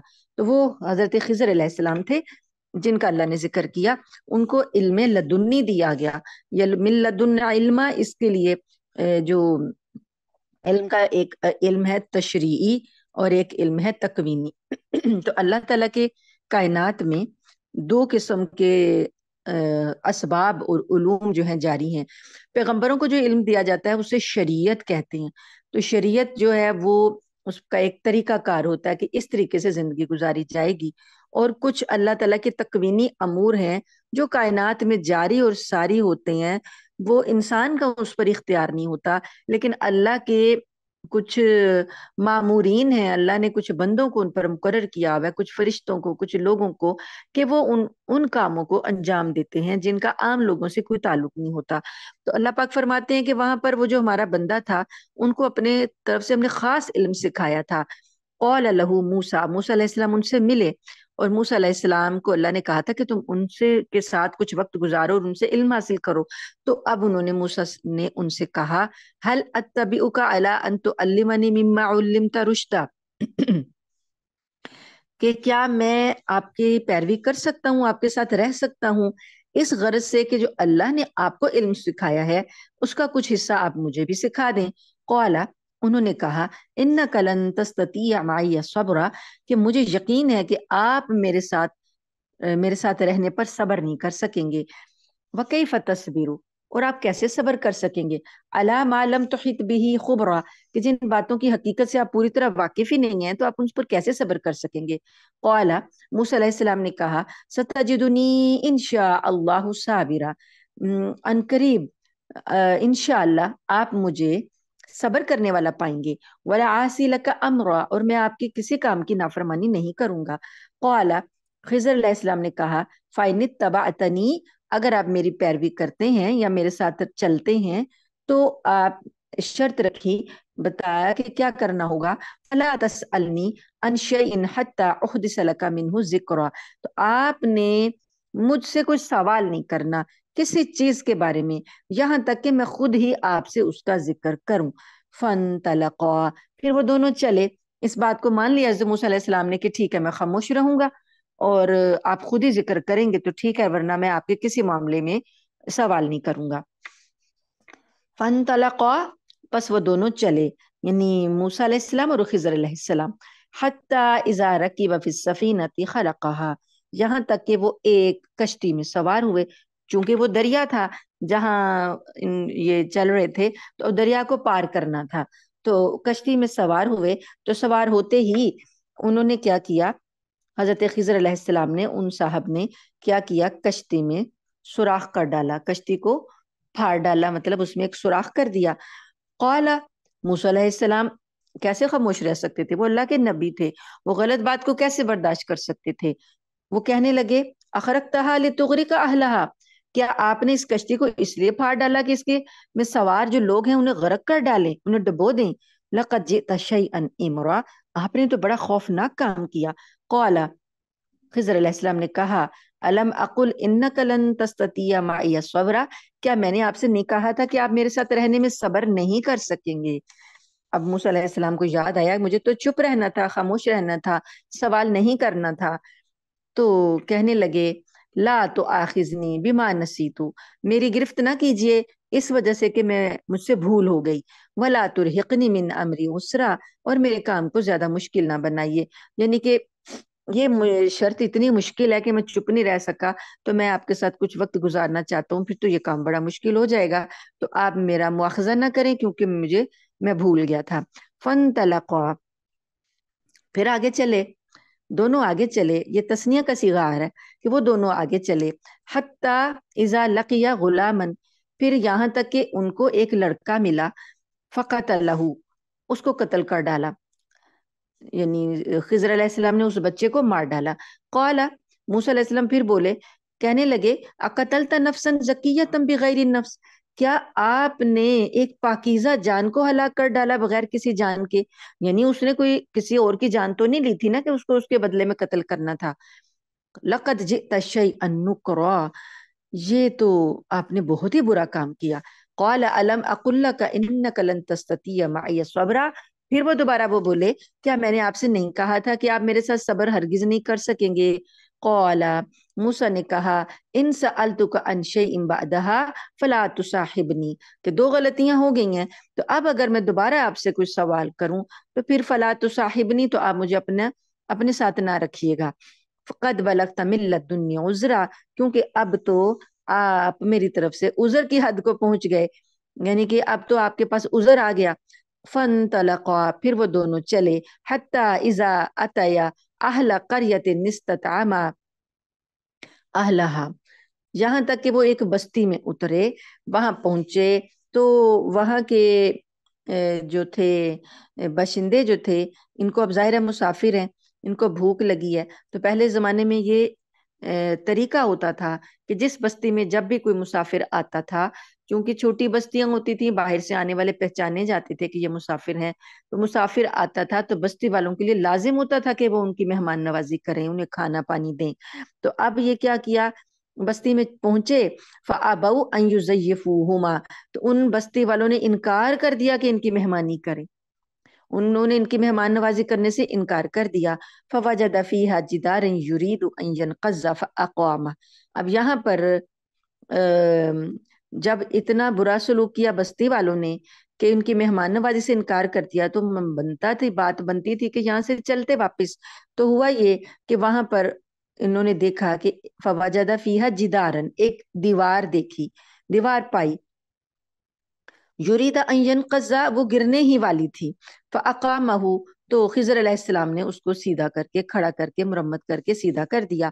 قال، اب موسیٰ علیہ السلام نے کہا، لو شئت لاتخذت علیہ اجرا، اگر آپ چاہتے تو اس کام کے بدلے میں کوئی مزدوری لے لیتے تاکہ ہم کچھ خرید کے کھا لیتے کچھ نہ کچھ۔ قال ھذا فراق بینی و بینک، خضر علیہ السلام کسی بات کا جواب نہیں دے رہے، بس ان کی شرط ان کو یاد دلاتے جاتے ہیں، کہتے ہیں کہ اب میری اور تمہارے درمیان جدائی کا وقت آ گیا، یعنی آپ پھر بول پڑے ہیں، تو اب میں اور آپ اکٹھے نہیں رہ سکتے، اب ہمیں جدا ہونا ہے۔ سأنبئک بتأویل ما لم تستطع علیہ صبرا، اب میں تمہیں وہ باتیں بتاؤں گا، تعویل بتاؤں گا، یہ جو میں نے کام کیے ان کے پیچھے کیا حکمت تھی، کیا مصلحت تھی، اب وہ میں تمہیں بتاؤں گا جس پر تم خاموش نہیں رہ سکے، صبر نہیں کر سکے۔ اما السفینہ، تو سنو کہ اما السفینہ، تو جو کشتی تھی جس کو میں نے، جس میں سوراخ کیا تھا، فکانت لمساکین یعملون فی البحر، دو مسکینوں کی تھی، وہ سمندر میں کام کرتے تھے، یعنی کشتی چلا کے اپنے رزق روزی کماتے تھے۔ فاردت ان اعیبھا، میں نے یہ ارادہ کیا کہ اس کشتی میں عیب ڈال دوں، نقص پیدا کر دوں۔ وکان وراءہم ملک یاخذ کل سفینۃ غصبا، کیونکہ کشتی کے پار، دریا کے پار ایک بادشاہ تھا جو کہ ہر ایک کی کشتی کو غصب کر لیتا تھا، چھین لیتا تھا۔ جو درست اور صحیح سلامت کشتی ہوتی تھی اس کو چھین لیتا تھا، جو کشتی میں عیب ہوتا تھا، نقص ہوتا تھا، خراب ہوتی تھی، اس کو چھوڑ دیتا تھا۔ اس لیے میں نے اس میں نقص ڈالا تاکہ بادشاہ یہ کشتی نہ چھین لے، یہ مسکین ہیں، غریب ہیں، ان کا اور کوئی روزی کا سہارا نہیں ہے، تو یہ اس کشتی سے جو روزی کماتے ہیں وہ ذریعہ نہ چھن جائے، اس وجہ سے میں نے کشتی میں عیب ڈالا کہ آگے بادشاہ اس کو چھین نہ لے۔ وَأَمَّا الْغُلَامُ، اور رہا وہ لڑکا، فَكَانَ أَبَوَاهُ مُؤْمِنَيْنِ، تو اس کے جو والدین تھے وہ مومن تھے، یعنی اللہ کو ماننے والے تھے۔ فَخَشِينَا أَن يُرْهِقَهُمَا، ہمیں اس بات کا اندیشہ تھا کہ یہ لڑکا يُرْهِقَهُمَا طُغْيَانًا وَكُفْرًا، ان دونوں کو سرکشی اور کفر میں نہ پھنسا دے، کہ یہ لڑکا جب بڑا ہوگا تو وہ ایسے کام کرے گا سرکشی کے اور کفر کے کہ جو مومن والدین ہیں نا ان کو بھی پھنسا دے گا۔ فَأَرَدْنَا أَن يُبْدِلَهُمَا رَبُّهُمَا، تو ارادہ کیا ان دونوں کے بارے میں، یعنی والدین کے بارے میں ارادہ کیا ان کے رب نے، خیرم منہ، کہ اس کو اس سے زیادہ بہتر، زکات و اقرب الرحمہ، زیادہ بہتر اولاد دی جائے جو کہ نیکی میں اور رحمت میں بہت زیادہ بہتر ہو، پاکیزگی میں۔ تو اس لڑکے کو اگر لیا تو اس کے بدلے میں اب اللہ تعالیٰ نے ایک اور اولاد دینے والا ہے جو اس سے بہت بہتر ہوگی۔ یہ عمل جدار، دو باتیں ہوگی، تیسری بات تیسری بات جو دیوار والی ہے تو اس کو میں نے جو مرمت کیا بغیر کسی معاوضے کے، بغیر کسی مزدوری کے جو مرمت کیا، تو اس کا قصہ یہ ہے، فَكَانَ لِغُلَامَيْنِ یتیمین فی المدینہ تھی، وہ دو یتیم بچوں کی تھی، شہر میں دو یتیم بچے تھے، ان کی وہ دیوار تھی۔ وَكَانَ تَحْتَهُ كَنْزٌ لَهُمَا، اور اس کے نیچے ان دونوں کا خزانہ تھا، یعنی وہ والدین ان بچوں کے مر گئے تھے، وہ اپنے بچوں کے لیے ایک خزانہ دفن کر گئے تھے جو دیوار کے نیچے دفن کیا ہوا تھا۔ تو ابھی وہ بچے چھوٹے ہیں، تو جب یہ دیوار اگر گر جاتی تو لوگوں کو خزانہ نظر آ جاتا تو لوگ تو لے اڑتے اس کو، تو تمہارے رب نے یہ چاہا کہ اس دیوار کو سلامت رہنا چاہیے، خزانہ چھپا رہنا چاہیے، جب بچے بڑے ہوں گے تو وہ خود ہی دیوار کے نیچے سے نکال لیں گے۔ تو اللہ پاک نے کہ یہ مشیت تھی، اس وجہ سے ان کا خزانہ جو تھا چھپانا تھا، اس وجہ سے میں نے دیوار کو مرمت کر دیا بغیر کسی معاوضے کے۔ وَكَانَ أَبُوهُمَا صَالِحًا، اور والدین جو تھے وہ نیک تھے، ان کی نیکی کا صلہ ان کی اولاد کو ملنا تھا۔ اب ہم کہتے ہیں نا کہ بچے بات نہیں مانتے، بچے بات نہیں مانتے، تو اس کے لیے اب ہم کیا کریں؟ تو اللہ پاک نے یہاں پر ایک طریقہ بتا دیا کہ والدین نیکی کرتے رہیں کرتے رہیں کرتے رہیں، والدین کی نیکیوں کا جو صلہ ہوتا ہے وہ اولاد کے اندر جاری ہوتا ہے، کسی نہ کسی وقت میں کسی نہ کسی طریقے سے اللہ تعالیٰ والدین کی نیکی کا صلہ اولاد کے اندر جاری کرتے ہیں۔ تو اب یہ بات یہاں سے پتہ چلتی ہے کہ ان بچوں کے والدین صالح تھے، نیک تھے، تو ان کی نیکی کے صلے میں اللہ پاک نے ان بچوں کے لیے ان کے خزانے کی حفاظت کے انتظام کے لیے بندے بھیج دیے جو بغیر مزدوری کے ان کے کام کر گئے۔ تو آپ دیکھیے کہ آج اگر ہمیں کوئی نیکی کی رمق باقی ہے تو یہ ہمارے والدین کی نیکیوں کا صلہ ہے۔ اور ایسا بھی ہوتا ہے کہ آپ لوگ دیکھتے ہوں گے کہ والدین بہت نیک ہوتے ہیں لیکن اولادیں جو ہوتی ہیں وہ بدکار نکل آتی ہیں، اس طرح کی بھی بات ہوتی ہے، کیونکہ پیغمبروں کے بھی تو بیٹے کے ساتھ حضرت نوح علیہ السلام کا بیٹا بھی تو نافرمان نکلا تھا نا۔ تو اب جیسے حضرت یعقوب علیہ السلام کے بیٹے تھے وہ بھی تو نافرمانیاں کر رہے تھے نا حضرت یوسف علیہ السلام کے بارے میں، تو ایسا ہوتا ہے۔ لیکن عموماً زیادہ تر جو نیکی ہے وہ اللہ تعالیٰ اس کو ضائع نہیں کرتے، اولاد میں اس کا فیض جاری کرتے ہیں، لیکن ایکسیپشنل کیس بھی ہوتے ہیں۔ تو نیکی کرتے ہی رہنا چاہیے، آج آپ جو بھی نیکی کریں گے کل کو آپ کے بچوں کے کام آئے گی۔ فَأَرَادَ رَبُّكَ أَن يَبْلُغَ أَشُدَّهُمَا وَيَسْتَخْرِجَا كَنزَهُمَا، تو جب یہ والدین نیک تھے تو تمہارے رب نے یہ ارادہ کیا کہ جب یہ بچے بڑے ہو جائیں گے تو وہ خود ہی اپنا خزانہ نکال لیں گے۔ رحمۃ من ربک، یہ آپ کے رب کی طرف سے رحمت ہے۔ وما فعلته ان امری، اب انہوں نے بتا دیا کہ یہ کچھ کام میں نے اپنی مرضی سے نہیں کیے۔ ذالک تعویل ما لم تستطع علیہ صبرا، یہ وہ تعویل ہے، مطلب یہ کہ جو بھی میں نے کام کیا اللہ کی مشیت سے کیا، تو یہ وہ حکمت ہے، مصلحت ہے جو کہ جس پر آپ صبر نہیں کر سکے تھے۔ اب یہاں پر یہ بات ہے کہ بعض باتیں ایسی ہوتی ہیں جو ہماری سمجھ میں نہیں آتی اور ہم سمجھتے ہیں کہ ہمارے ساتھ زیادتی ہو گئی یا ہمارا نقصان کیوں ہوا، ایسا نہیں ہونا چاہیے تھا۔ تو اللہ کو پتا ہوتا ہے کہ اس کے پیچھے کیا مصلحت ہے۔ ہم بعض اوقات ہم اتنی محنت کرتے ہیں لیکن ہمیں اس کا صلہ نہیں ملتا، بعض اوقات بچے اتنی زیادہ محنت کرتے ہیں کوئی ٹارگٹ اچیو کرنے کے لیے لیکن نہیں اچیو کر پاتے۔ تو مثلاً کسی یونیورسٹی میں داخلے کے لیے بڑی محنت کرتے ہیں لیکن نہیں ملتا، کوئی سبب نہیں بنتا، تو اس میں بھی پھر کوئی اللہ کی مصلحت ہوتی ہے۔ تو اس بات پر اللہ کی رضا میں راضی رہتے ہوئے انسان جو ہے اگر یہ سوچ لے کہ اگر یہ چیز مجھے میری محنت کے باوجود بھی نہیں ملی تو یہ مجھے ملنے والی نہیں تھی، ضرور اس کے پیچھے کوئی راز ہوگا، کوئی مصلحت ہوگی اللہ کی، تو وہ اللہ کی رضا پر پھر وہ راضی ہو جاتا ہے۔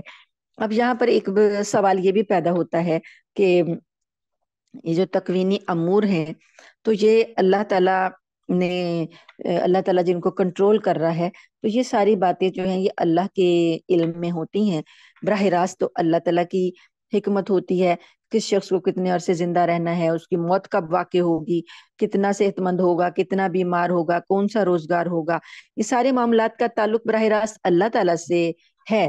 لیکن ان کو طے کرنے کے لیے اللہ پاک نے اسباب کائنات میں بنائے ہیں، اللہ کے کچھ کارندے مقرر ہیں جو یہ نظام کو چلاتے ہیں اور وہ سبب بنتے ہیں ان کاموں کا۔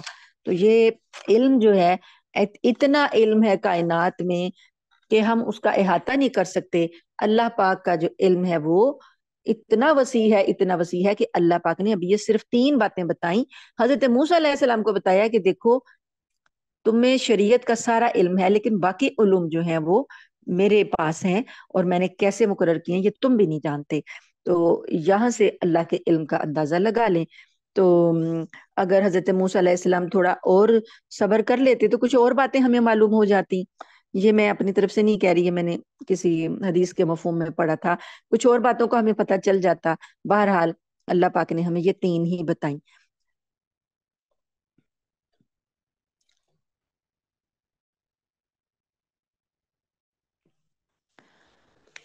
اب اگلا ایک سوال ہے جو انہوں نے پوچھا تھا، آیت نمبر 83، اس میں مشرکین مکہ نے جو سوال پوچھا تھا کہ نبی کریم وہ کون سا شخص ہے، یہود سے پوچھوایا تھا اور نبی صلی اللہ علیہ وسلم سے کہا تھا کہ وہ کون سا شخص ہے جس نے مشرق اور مغرب کا سفر کیا تھا۔ تو اب اللہ پاک اس کا ذکر کر رہے ہیں، وَيَسْأَلُونَكَ عَنْ ذِي الْقَرْنَيْنِ، یہ لوگ تم سے ذوالقرنین کے بارے میں پوچھتے ہیں۔ اب ذوالقرنین بادشاہ جو ہے یہ کائنات میں اللہ پاک کے جو عالمگیر بادشاہ ہیں نا، جن کی بادشاہی جو ہے پوری کائنات میں چلی ہے زیادہ سے زیادہ، یعنی میکسیمم حصے پر چلی ہے، 4 بادشاہ ہیں، ان میں 2 نیک ہیں اور 2 برے ہیں۔ تو جو نیک بادشاہ ہیں ان میں ایک تو ذوالقرنین ہے اور ایک حضرت سلیمان علیہ السلام ہے، ان کی بادشاہی کائنات کے اکثر میکسیمم حصوں پر چلی. اور جو برے بادشاہ ہیں ان میں ایک فرعون ہے اور ایک یہ بخت نصر ہے. تو یہ ذوالقرنین کے بارے میں انہوں نے سوال کیا تو اللہ پاک فرماتے ہیں کہ ان سے کہو قل کہہ دیجیے سا اتلو علیکم منہ ذکرا، میں اس کا بھی کچھ حال تمہیں پڑھ کر سناتا ہوں. انا مکننا لہو فی الارض، بے شک ہم نے اس کو زمین میں اقتدار بخشا تھا. وآتیناہ من کل شیء سببا، اور انہیں ہر قسم کے ہر کام کے وسائل عطا کیے تھے. جیسے حضرت سلیمان علیہ السلام کو اللہ پاک نے کائنات میں ہواؤں پر بھی بادشاہت دی تھی، جنوں پر بھی دی تھی، اور چینٹوں پر، حشرات پر، پہاڑوں پر، ہر چیز پر انہیں قدرت دی تھی. اسی طرح یہ ذوالقرنین جو ہے اس کو اسباب اور وسائل، یعنی اتنا اس کے پاس اقتدار تھا وسیع کہ جو چاہتا تھا یہ کام کر لیتا تھا. فَأَتْبَعَ سَبَبًا، تو اس نے کیا کیا، وسائل کے نتیجے میں یہ ایک راستے پر چلا. حتیٰ اذا بلغ مغرب الشمس، یہاں تک کہ وہ اتنا اس نے سفر کیا کہ وہاں پہنچ گیا جہاں پر سورج غروب ہوتا ہے. یعنی سورج غروب مغرب میں ہوتا ہے نا، تو مغرب کا، دنیا کا جو مغربی کنارہ ہے اس کے انتہا تک پہنچ گیا. وجدہا تغرب فی عین حمیۃ، تو وہاں وہ مغربی کنارہ جو تھا جہاں سورج غروب ہوتا ہے وہاں پر وہ پہنچا تو اسے سورج ایسا دکھائی دیا کہ جیسے وہ ایک دلدل جیسے چشمے میں ڈوب رہا ہے. وجد عندہا قوما، تو وہاں اتنی جو وہ ایریا ہے وہاں پر انہیں ایک قوم ملی. ایک قوم جو ہے وہ ملی تو قلنا، ہم نے کہا، یا ذل قرنین اما ان تعذبا و اما ان تتخذ فیہم حسنا، ہم نے ان کو کہا کہ اے ذوالقرنین تمہارے پاس دو راستے ہیں. یعنی انہوں نے قوم ملی سے مطلب ایسا نہیں ہے کہ ان کو چلتی پھرتی ملی، انہوں نے اس کو فتح کیا. جو علاقوں پر وہ سفر کر رہے تھے وہ فتوحات کر رہے تھے، وہ علاقوں کو فتح کرتے جا رہے تھے. اب جس قوم کے پاس وہ پہنچے ہیں، جس قوم پر ان کو انہوں نے فتح کیا ہے، تو آپ کو پتا ہے کہ بادشاہ کیا کرتے ہیں فتح کے بعد؟ بادشاہ جو بھی علاقہ فتح کرتے ہیں وہاں کے لوگوں کو تہ تیغ کر دیتے ہیں، قتل کر دیتے ہیں، اپنا مطیع بنا لیتے ہیں، قیدی بنا لیتے ہیں، ساتھ لے جاتے ہیں. تو یہاں پر جو انہیں قوم ملی تو اللہ پاک نے اختیار دیا ذوالقرنین کو، کہا اگر آپ چاہیں تو انہیں سزا دے دیں اور اگر چاہیں تو پھر ان کے ساتھ اچھا معاملہ اختیار کریں. قال اما من ظلم فسوف نعذبه، تو ذوالقرنین نے کہا کہ میں، جو شخص ظلم کرے گا نا، ظلم سے مراد یہی ہے کہ فساد پھیلانا، کفر کرنا اور نیکی کے راستے سے ہٹنا. تو جو کوئی ظالم ہوگا فسوف نعذبه، ہم تو اس کو ضرور ہی سزا دیں گے. ثم يرد الى ربه، پھر وہ اپنے رب کی طرف لوٹایا جائے گا.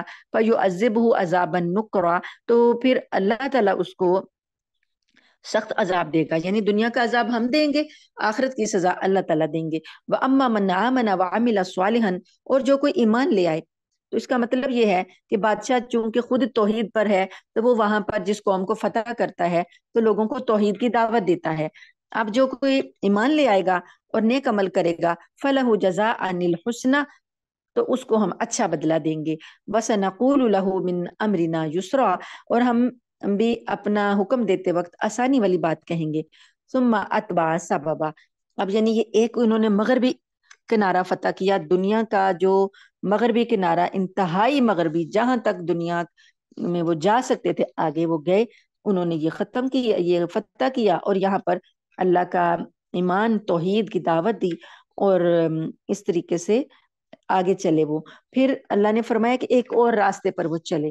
حتیٰ اذا بلغ مطلع الشمس، وہ مشرق کی طرف اب چلے اور وہاں چلے جہاں سے سورج طلوع ہوتا ہے. انتہائی مشرق جو ہے دنیا کا، آخری کنارہ مشرق کا، وہاں تک وہ پہنچے. وجدہا تتلو علی قوم لم نجعل لهم من دونها سترا، تو وہاں جب وہ پہنچے تو وہاں پر انہوں نے دیکھا کہ ایک ایسی قوم ہے کہ سورج جب طلوع ہو رہا ہے جہاں سے مشرق سے، تو وہاں ایک ایسی قوم ہے کہ اسے ہم نے اس کو دھوپ سے بچنے کے لیے کوئی اوٹ مہیا نہیں کی. یعنی کہ سورج کی کرنیں براہ راست ان پر پڑ رہی ہیں کوئی ایسا نہیں ہے، رکاوٹ نہیں ہے کہ سورج کی کرنیں آنے میں کوئی رکاوٹ ہو، براہ راست وہاں پر پڑ رہی ہیں۔ تو اس میں مطلب یہ ہے کہ چھتیں نہیں ہیں لوگوں نے ڈالی ہوئی، غیر متمدن وہ لوگ ہیں کہ کھلے میدانوں میں وہ رہ رہی ہیں۔ کذالک، اسی طرح، وقد احطنا بما لدیہ خبرا، یہ واقعہ اس طرح ہوا کہ ذوالقرنین کے پاس جو کچھ ساز و سامان تھا ہمیں اس کی پوری پوری خبر تھی۔ ثم اتبع سببا، یعنی مشرق بھی انہوں نے فتح کر لیا، اب ایک اور راستہ انہوں نے اختیار کیا۔ حتی اذا بلغ بین السدین، یہاں تک کہ وہ دو دیواروں کے درمیان پہنچ گئے۔ وجد من دونہما قوما، وہاں ایک قوم، کچھ لوگ ان کو ملے، لا یکادون یفقہون قولا، کہ ان کی جو زبان تھی وہ نہیں سمجھتے تھے، ایسے لگتا تھا جیسے وہ کوئی بات نہیں سمجھتے۔ قالوا، کہنے لگے، یا ذی القرنین ان یاجوج و ماجوج، بے شک یاجوج اور ماجوج، مفسدون فی الارض، زمین میں فساد مچاتے ہیں، فہل نجعل لک خرجا، تو ہم کیا کرتے ہیں کہ آپ کو کے لیے ہم کچھ مال نکالتے ہیں، مال پیش کرتے ہیں، الا ان تجعل بیننا و بینہم سدا، کہ آپ ہمارے درمیان اور ان کے درمیان ایک دیوار بنا دیں۔ اب یہ جو ایک تیسرا سفر ہے، دو سفر ہو گئے، ایک مغرب کی طرف ایک مشرق کی طرف، اب یہ جو تیسرا سفر انہوں نے کیا، یہ دو پہاڑوں کے درمیان تھے، وہاں پہنچے تھے تو وہاں کے لوگ جو تھے، مطلب ایسا تھا کہ ان زبان تو نہیں سمجھتے تھے، لیکن کسی ترجمان کے ذریعے سے، ٹرانسلیٹر کے ذریعے سے، یا کسی طریقے سے انہوں نے اپنی بات ان تک پہنچائی۔ انہوں نے دیکھا کہ یہ بادشاہ جو ہے بہت زیادہ مال و اسباب رکھتا ہے، بڑی طاقت ہے، بڑا اقتدار ہے اس کے پاس، تو یہ ہمارا یہ کام کر سکتا ہے۔ انہوں نے پھر اپنا مسئلہ پیش کیا بادشاہ کو کہ یہاں پر دو وحشی قبیلے ہیں، یاجوج اور ماجوج، یہ پہاڑوں کے پیچھے رہتے ہیں اور تھوڑے تھوڑے وقفوں سے یہ آتے ہیں، پہاڑوں کے درمیانی درے میں ہم آباد ہیں، تو درے کے نیچے ہم آباد ہیں، تو یہ درے میں آ جاتے ہیں اور آ کر علاقے میں قتل و غارت کرتے ہیں، تباہی پھیلاتے ہیں اور ہمارا نقصان کرتے ہیں، تو ہم ان سے بڑے پریشان ہیں۔ تو آپ ایسا کریں کہ دو پہاڑوں کے درمیان کا جو راستہ ہے، دیوار بنا کر اس کو بند کر دیں، تاکہ وہ دیوار کے پیچھے رہ جائیں وہ وحشی قبیلے اور وہ ہمیں ستا نہ سکیں۔ پہاڑ کتنا بلند ہے اور اس کے برابر کی بلند دیوار بنانا کتنا مشکل کام تھا، تو انہوں نے کہا کہ ہم آپ کو مال پیش کرتے ہیں، یعنی جو اس کے ہمارے پاس جو معاوضہ ہے وہ ہم آپ کو دینے کی کوشش کرتے ہیں۔ تو ذوالقرنین نے کہا، قال ما مکنی فیہ ربی خیر، مجھے جو میرے رب نے اقتدار دیا ہے نا، جو میرے پاس اللہ نے قوت دی ہے وہ بہتر ہے، یعنی کہ مجھے آپ کے مال کی ضرورت نہیں، وہ میرے پاس جو اللہ نے اقتدار دیا وہ بہت ہے، کافی ہے، مجھے آپ کی مال کی ضرورت نہیں ہے۔ بس آپ ایسا کرو، فَعِينُونِي بِقُوَّةٍ، آپ مجھے افرادی قوت، مین پاور، وہ بس مہیا کرو، تو باقی کام میں کر لوں گا، یعنی مال نہیں چاہیے مجھے، افرادی قوت چاہیے کہ آدمی میرے ساتھ لگاؤ تو میں تمہارا یہ کام کر دیتا ہوں۔ اجعل بینکم و بینہم ردما، تو میں تمہارے اور ان کے درمیان ایک دیوار بنا دیتا ہوں۔ آتونی زبر الحدید، وہ پیش ہو گئے، ٹھیک ہے، وہ کہنے لگے کہ صحیح ہے، ہمارے آدمی آپ کے ساتھ لگ جاتے ہیں، تو انہوں نے کہا کہ ٹھیک ہے، میرے پاس لے کر آؤ کہ زبر الحدید، لوہے کی چادریں، لوہے کی چادریں لاؤ، حتی اذا ساوا بین الصدفین قال انفخوا، پھر انہوں نے ان چادروں کو ایک دوسرے کے ساتھ ملایا، پہاڑی سروں کو ایک دوسرے سے ملا دیا، تو اب کہا کہ قال انفخوا، آگ دہکاؤ، آگ دہکاؤ، حتی اذا جعلہ نارن، یہاں تک کہ اس دیوار کو جب آگ دہکائی گئی تو اسے آگ بنا دیا، یعنی انگارے کی طرح وہ لوہا جو تھا وہ سرخ ہو گیا۔ قالا، تو کہنے لگے، آتونی افرغ علیہ قطرہ، اب مجھے پگھلا ہوا تانبا دو، میں اس کے اوپر انڈیل دیتا ہوں۔ فمستطاعوا ان یظہروہ وما استطاعوا لہ نقبا، اب میں وہ پگھلا ہوا تانبا اس پر انڈیلوں گا تو یہ ایسی دیوار بن جائے گی کہ یاجوج اور ماجوج نہ تو اس کے اوپر چڑھنے کی طاقت رکھیں گے اور نہ اس میں کوئی سوراخ بنا سکیں گے۔ اب یہ سارا جو کام کیا بغیر معاوضے کے کیا، حضرت ذوالقرنین نے کوئی معاوضہ طلب نہیں کیا، بس ان سے افرادی قوت لی کہ میرے ساتھ لگو اور پھر ہم یہ سب چیزیں کرتے ہیں۔ اب بڑی بڑی لوہے کی چادریں جو تھیں पहाड़ों के दरमियान रखी गई, लोहे दर्रे को पाट दिया गया, फिर उन चादरों को गर्म करके पिघला हुआ तांबा डाल दिया गया। अब ये दीवार निहायत मजबूत हो गई। जब ये बन गई तो कौला कहने लगे, हाजा रहमत में रब्बी। ये नहीं कहा कि अब मैंने देखो तुम्हारा इतना बड़ा काम किया, मेरा एहसान है, ये है वो है। कहने लगे ये मेरे रब की रहमत है। फाइजा जा अवादु रब्बी, बस जब मेरे रब का वादा आ जाएगा, जालहु दक्का आ, यानी इतनी मजबूत दीवार है, ना चढ़ पाएंगे ना सुराख कर पाएंगे।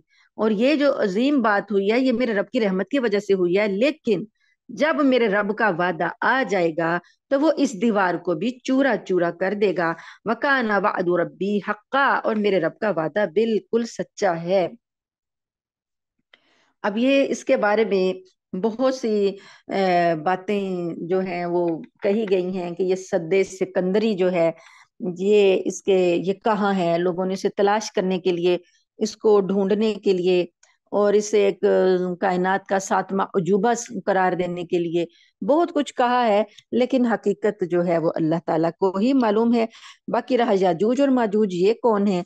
तो याजूज और माजूज जो हैं वो एक ऐसी कौम है कि जो मुख्तलिफ तफासिर में देखा जा सकता है कि हजरत मौलाना मुफ्ती मोहम्मद शफी साहब की तफसीर मारूफुल कुरान, उसमें भी इनके बारे में बताया गया है कि एक ऐसी कौम है, नबी करीम सल्लल्लाहु अलैहि वसल्लम ने हदीस के में इसका थोड़ा सा नक्शा इस तरह से खींचा है कि ये गैर मुनज्जम वहशी किस्म के लोग हैं, और क्यामत के करीब ये निकलेंगे। और क्यामत के करीब निकलेंगे तो एक गैर मुनज्जम भीड़ की शक्ल में होंगे, और मौजों की तरह, यानी इनकी तादाद इतनी ज्यादा होगी कि जैसे समंदर की मौजें एक दूसरे से टकराती हैं, तो मौजों की तरह एक दूसरे से टकरा रहे होंगे। और ये भी मुमकिन है कि क्यामत के वक्त लोगों की बदहवासी का आलम ही ऐसा होगा कि हौलनाक मनाजर देखेंगे तो बदहवासी में टकरा रहे होंगे।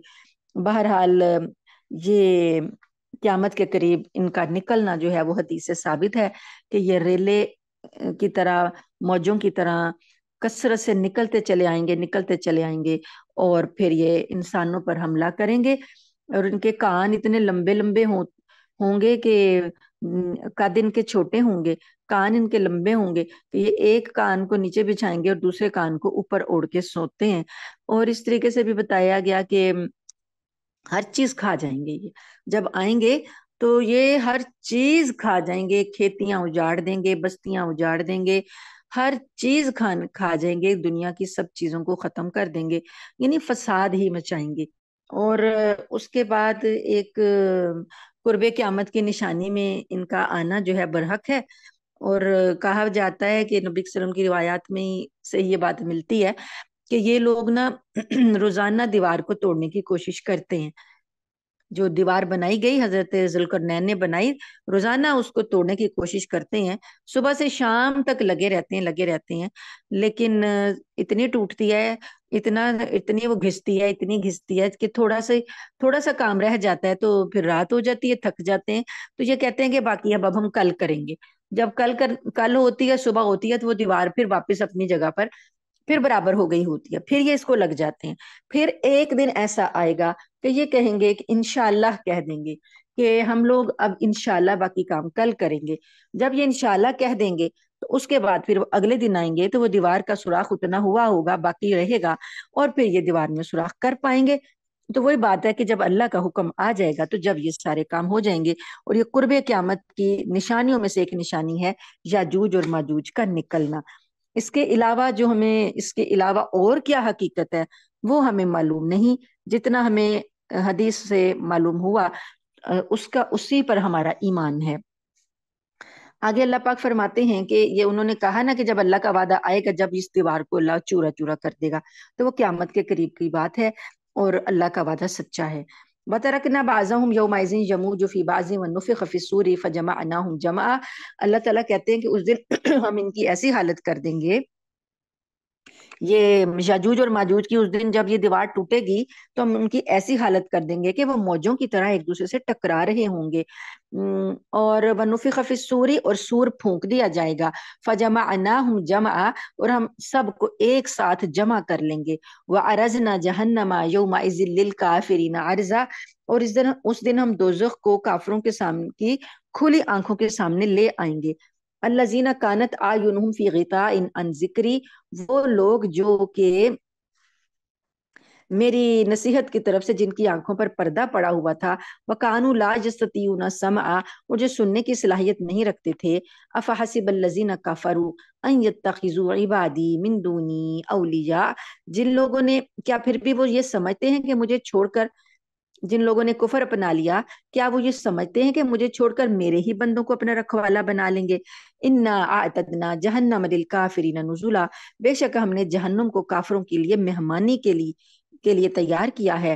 قل هل ننبئکم بالاخسرین اعمالا، کہہ دیجئے کہ کیا میں تمہیں بتاؤں، خبر دوں کہ سب سے خسارے والے اعمال کس کے ہیں؟ الذین ضل سعیہم، ان لوگوں کی کہ جن کی کوششیں کھو گئیں، گم ہو گئیں، فی الحیات دنیا، دنیا میں، وہم یحسبون انہم یحسنون صنعا، کہ ان کی ساری دوڑ دھوپ ساری کھو گئی اور وہ تو یہ سمجھتے رہے کہ وہ بڑا اچھا کام کر رہی ہیں۔ یعنی یہ آیت کریمہ اتنی سخت ہے انجام کے بارے میں کہ اللہ تعالیٰ نے یہ حقیقت بتا دی کہ کسی عمل کے مقبول ہونے کے لیے کیا چیز چاہیے، کہ لوگ سمجھتے رہے کہ ہم نے تو بڑے اچھے کام کیے، بڑے اچھے کام کیے، اور اللہ فرماتے ہیں کہ قیامت میں ان کی ساری کوششیں جو ہیں وہ کھو جائیں گی۔ تو وہ کیا ہے، کیا چیز چاہیے؟ صرف یہ نہیں آپ کہہ سکتے کہ ہمارا ایمان ہے تو کافی ہے، بلکہ راستے کا سیدھا ہونا بھی ضروری ہے۔ جس راستے پر آپ چل رہی ہیں اس راستے کا سیدھا ہونا، منہج، جو مسلک ہے، جو منہج ہے، جو راستہ آپ نے اختیار کیا، وہ راستے کا صحیح ہونا بھی ضروری ہے۔ خالی ایمان کافی نہیں ہے، کیونکہ آپ سمجھیں گے کہ ہم نے تو بڑا اچھا راستہ اختیار کیا۔ جس راستے پر نبی کریم صلی اللہ علیہ وآلہ وسلم کی سٹیمپ، مہر نہیں ہوگی، آپ صلی اللہ علیہ وآلہ وسلم کی فرمانبرداری نہیں ہوگی، آپ صلی اللہ علیہ وسلم کی اتباع نہیں ہوگی، اس راستے کو کبھی بھی قبول نہیں کیا جائے گا۔ سب سے پہلے ایمان اللہ پر، اور اس کے بعد اعمال پر مہر جو ہے وہ نبی کریم صلی اللہ علیہ وسلم کی لگے گی۔ آپ صلی اللہ علیہ وسلم کی مہر لگے گی اس کی درستگی پر تو اس کو درست مانا جائے گا۔ جس کام پر آپ صلی اللہ علیہ وآلہ وسلم کی مہر نہیں لگے گی اس کو کبھی بھی درست نہیں مانا جائے گا، خواہ وہ کتنا ہی اچھی نیت سے کیا گیا ہو۔ اس لیے اپنے اعمال کے بارے میں ہر وقت ڈرتے رہنا چاہیے کہ یہ کوئی ہم سے ایسا عمل سرزد نہ ہو جائے جس سے کہ نبی کریم صلی اللہ علیہ وسلم کی سنت ثابت نہ ہو۔ ہم نبی کریم صلی اللہ علیہ وسلم سے آگے بڑھنے کی کوشش تو نہیں کر رہے، ہم نبی کریم صلی اللہ علیہ وسلم کو پس پشت ڈالنے کی کوشش تو نہیں کر رہے، ہم آپ کی سنتوں سے اعراض تو نہیں کر رہے، ہم آپ کی محبت میں کہیں کھوٹے تو نہیں ہو گئے، ہم آپ صلی اللہ علیہ وآلہ وسلم کے حقوق سے کہیں غافل تو نہیں ہو گئے۔ ان ساری باتوں کا خیال رکھیں گے تو ایمان کارآمد ہوگا۔ اللہ تعالیٰ ہمیں آج کے دور کے فتنوں سے محفوظ رکھے۔ یہ ایسے فتنے ہیں کہ ہمیں اپنی آنکھ سے بھی نظر نہیں آ رہے، ہمیں محسوس بھی نہیں ہو رہے، لیکن وہ ہمارے گھروں میں گھس آئے ہیں۔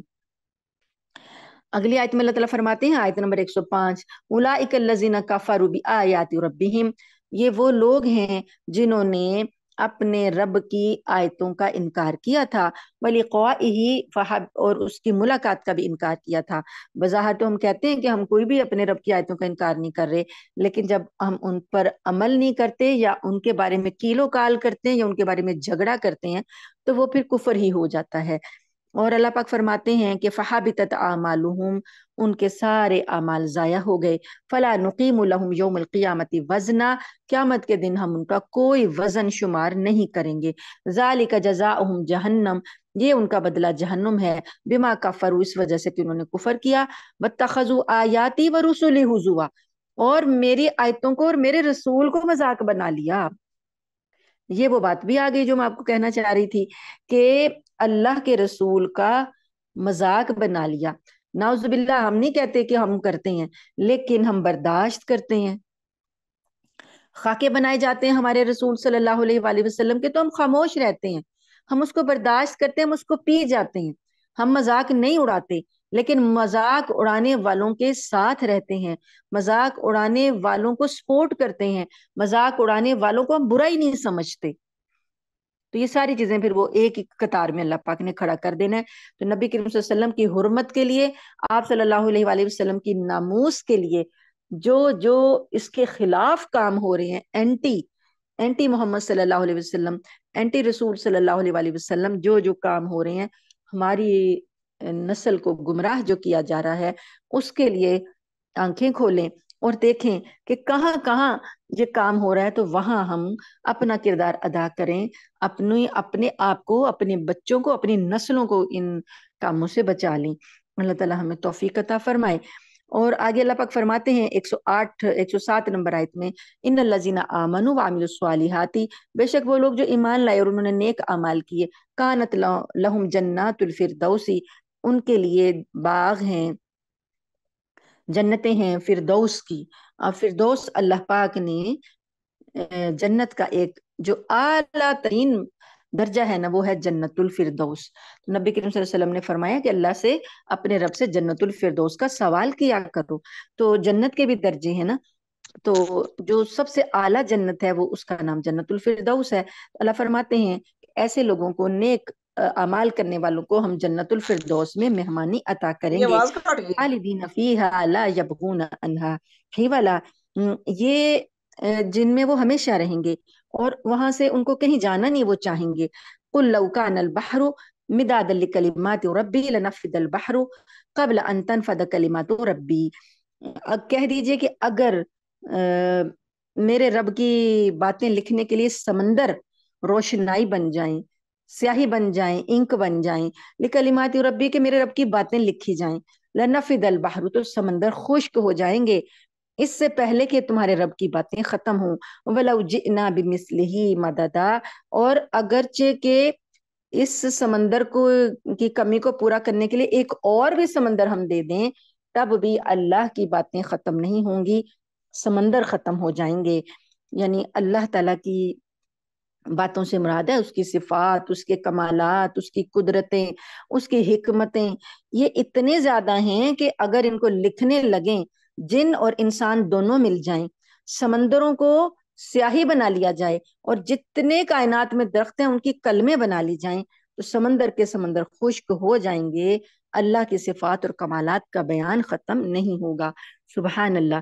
قل انما انا بشر مثلکم یوحا الی انما الہکم الہ واحد، کہہ دو کہ میں تو تم ہی جیسا ایک انسان ہوں، البتہ یہ بات ہے کہ مجھ پر اللہ کی وحی آتی ہے، اور یہ بات ہے کہ تم سب کا خدا صرف ایک ہی خدا ہے. فمن کان یرجو لقاء ربہ فلیعمل عملا صالحا، جو کوئی شخص تمہارے رب کی ملاقات کا یقین رکھتا ہو اسے چاہیے کہ وہ نیک عمل کرے.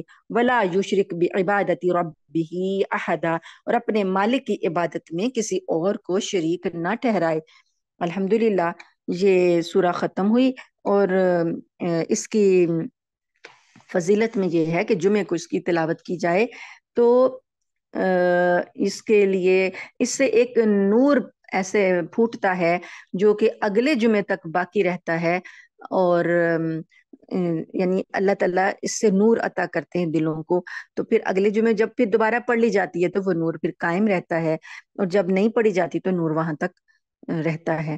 اور دوسری بات یہ کہ جو دجالی فتنے ہیں آج کل کے، تو اس کے لیے نبی کریم صلی اللہ علیہ وآلہ وسلم نے ایک ہمیں ہتھیار دیا کہ ہم اپنے آپ کی حفاظت کیسے کر سکتے ہیں. کہ جو شخص سورہ الکہف کی ابتدائی اور کسی روایت میں آخری بھی آتا ہے 10 آیتیں یاد کر لے گا، جس کے سینے میں حفظ ہوں گی، محفوظ ہوں گی، اللہ تعالیٰ اسے دجال کے فتنوں سے محفوظ رکھے گا.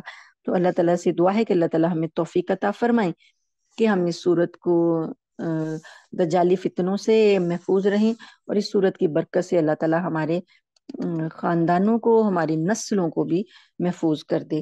آمین ثم آمین.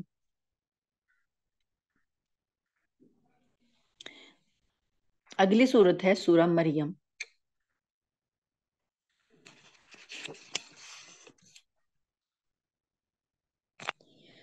بسم اللہ الرحمن الرحیم. کاف ہا یا عین صاد. ذکر رحمت ربک عبدہ زکریا، یہ تذکرہ اس رحمت کا جو تمہارے پروردگار نے اپنے بندے زکریا پر کی. اذ نادا ربہ نداء خفیا، یہ اس وقت کی بات ہے جب انہوں نے اپنے پروردگار کو آہستہ آہستہ پکارا۔ قال ربی انی وہن العظم منی واشتعل الراس، زکریا علیہ السلام نے کہا کہ اے میرے پروردگار، میری ہڈیاں تک کمزور پڑ گئیں اور میرے سر نے میں بڑھاپے کا شعلہ مارا، مطلب کہ بڑھاپے کی سفیدی میرے بالوں میں بھڑک اٹھی ہے۔ تو ولم اکن بدعائک ربی شقیہ، یعنی میں اتنا بوڑھا ہو گیا ہوں لیکن میرا وارث نہیں ہے، میری اولاد نہیں ہے۔ وارث کس کام کے لیے تھا؟ کوئی مال اور اولاد، مال اور حکومت نہیں چھوڑی تھی، وہ پیغمبری کا وارث مانگتے تھے کہ، اور کہنے لگے کہ میں آپ سے کبھی دعا کر کے نا امید نہیں ہوا، کہ میں جو دعائیں کر رہا ہوں مجھے امید ہے کہ میرا رب مجھے نامراد نہیں رکھے گا۔ وَإِنِّي خِفْتُ الْمَوَالِيَ مِنْ وَرَائِي وَكَانَتِ امْرَأَتِي عَاقِرًا فَهَبْ لِي مِن لَّدُنكَ وَلِيًّا، اور مجھے اپنے بعد اپنے جو موالی ہیں، یعنی جو رشتہ دار کزن جو ہوتے ہیں، بھائی ہوتے ہیں، چچا زاد بھائی ہوتے ہیں، ان کا اندیشہ لگا ہوا ہے، اور میری بیوی بانجھ ہے، تو آپ خاص اپنے پاس سے مجھے ایک ایسا وارث عطا کر دیجئے۔ یعنی چچا زاد بھائی وغیرہ جو ہیں وہ اپنے علم اور تقوی کی بنا پر اعتبار سے اس مقام پر نہیں ہیں کہ وہ میرے مشن کو آگے جاری رکھ سکیں، تو آپ مجھے ایک ایسا اپنی جناب سے بیٹا عطا فرما دیجئے جو میرے علوم نبوت کا وارث ہو۔ اب اس کی جو زیادہ تشریح ہے، زیادہ تفسیر ہے، وہ ہم نے سورہ آل عمران میں پیچھے پڑھ لی ہے کہ کس وقت انہوں نے یہ دعا کی تھی۔ جب انہوں نے دعا کی تھی حضرت مریم علیہ السلام کی کفالت وہ کرتے تھے، تو مریم علیہ السلام کے پاس انہوں نے بے موسمی پھل دیکھے تھے، تو انہیں یہ خیال ہوا کہ وہ رب جو بغیر موسم کے پھل مریم کو دے سکتا ہے، تو اب میرا اولاد کا موسم نہیں ہے، تو مجھے بغیر موسم کے بڑھاپے میں اللہ تعالیٰ اولاد بھی دے سکتا ہے۔ تو اس وقت وہ اللہ کی ایک نعمت کو دیکھا، اللہ کے ایک معجزے کو دیکھا، تو انہوں نے اپنے لیے دعا کی، یرثنی و یرث من آل یعقوب، یعنی کہ ایسا بیٹا مجھے عطا کریں جو میرا بھی وارث ہو اور آل یعقوب کا بھی وارث ہو۔ وجعلہ ربی رضیہ، اور اے رب اس کو آپ ایسا بنائیں کہ جو آپ کا پسندیدہ ہو۔ یا زکریا انا نبشرک بغلام اسمہ یحییٰ، اے زکریا، اللہ کی طرف سے ندا آئی، وہ اللہ سے یہ دعائیں کر رہے تھے تو فرشتہ آ گیا، ندا آئی کہ اے زکریا، آپ کو ہم بشارت دیتے ہیں ایک ایسے لڑکے کی کہ جس کا نام یحییٰ ہوگا، لم نجعل لہ من قبل سمیہ، اس سے پہلے ہم نے اس نام کا کوئی نہیں پیدا کیا۔ قولا، کہا انہوں نے، اب دیکھیے ایک تو وہ مانگ رہے ہیں، اب جب اللہ نے خوشخبری سنا دی تو اب وہ،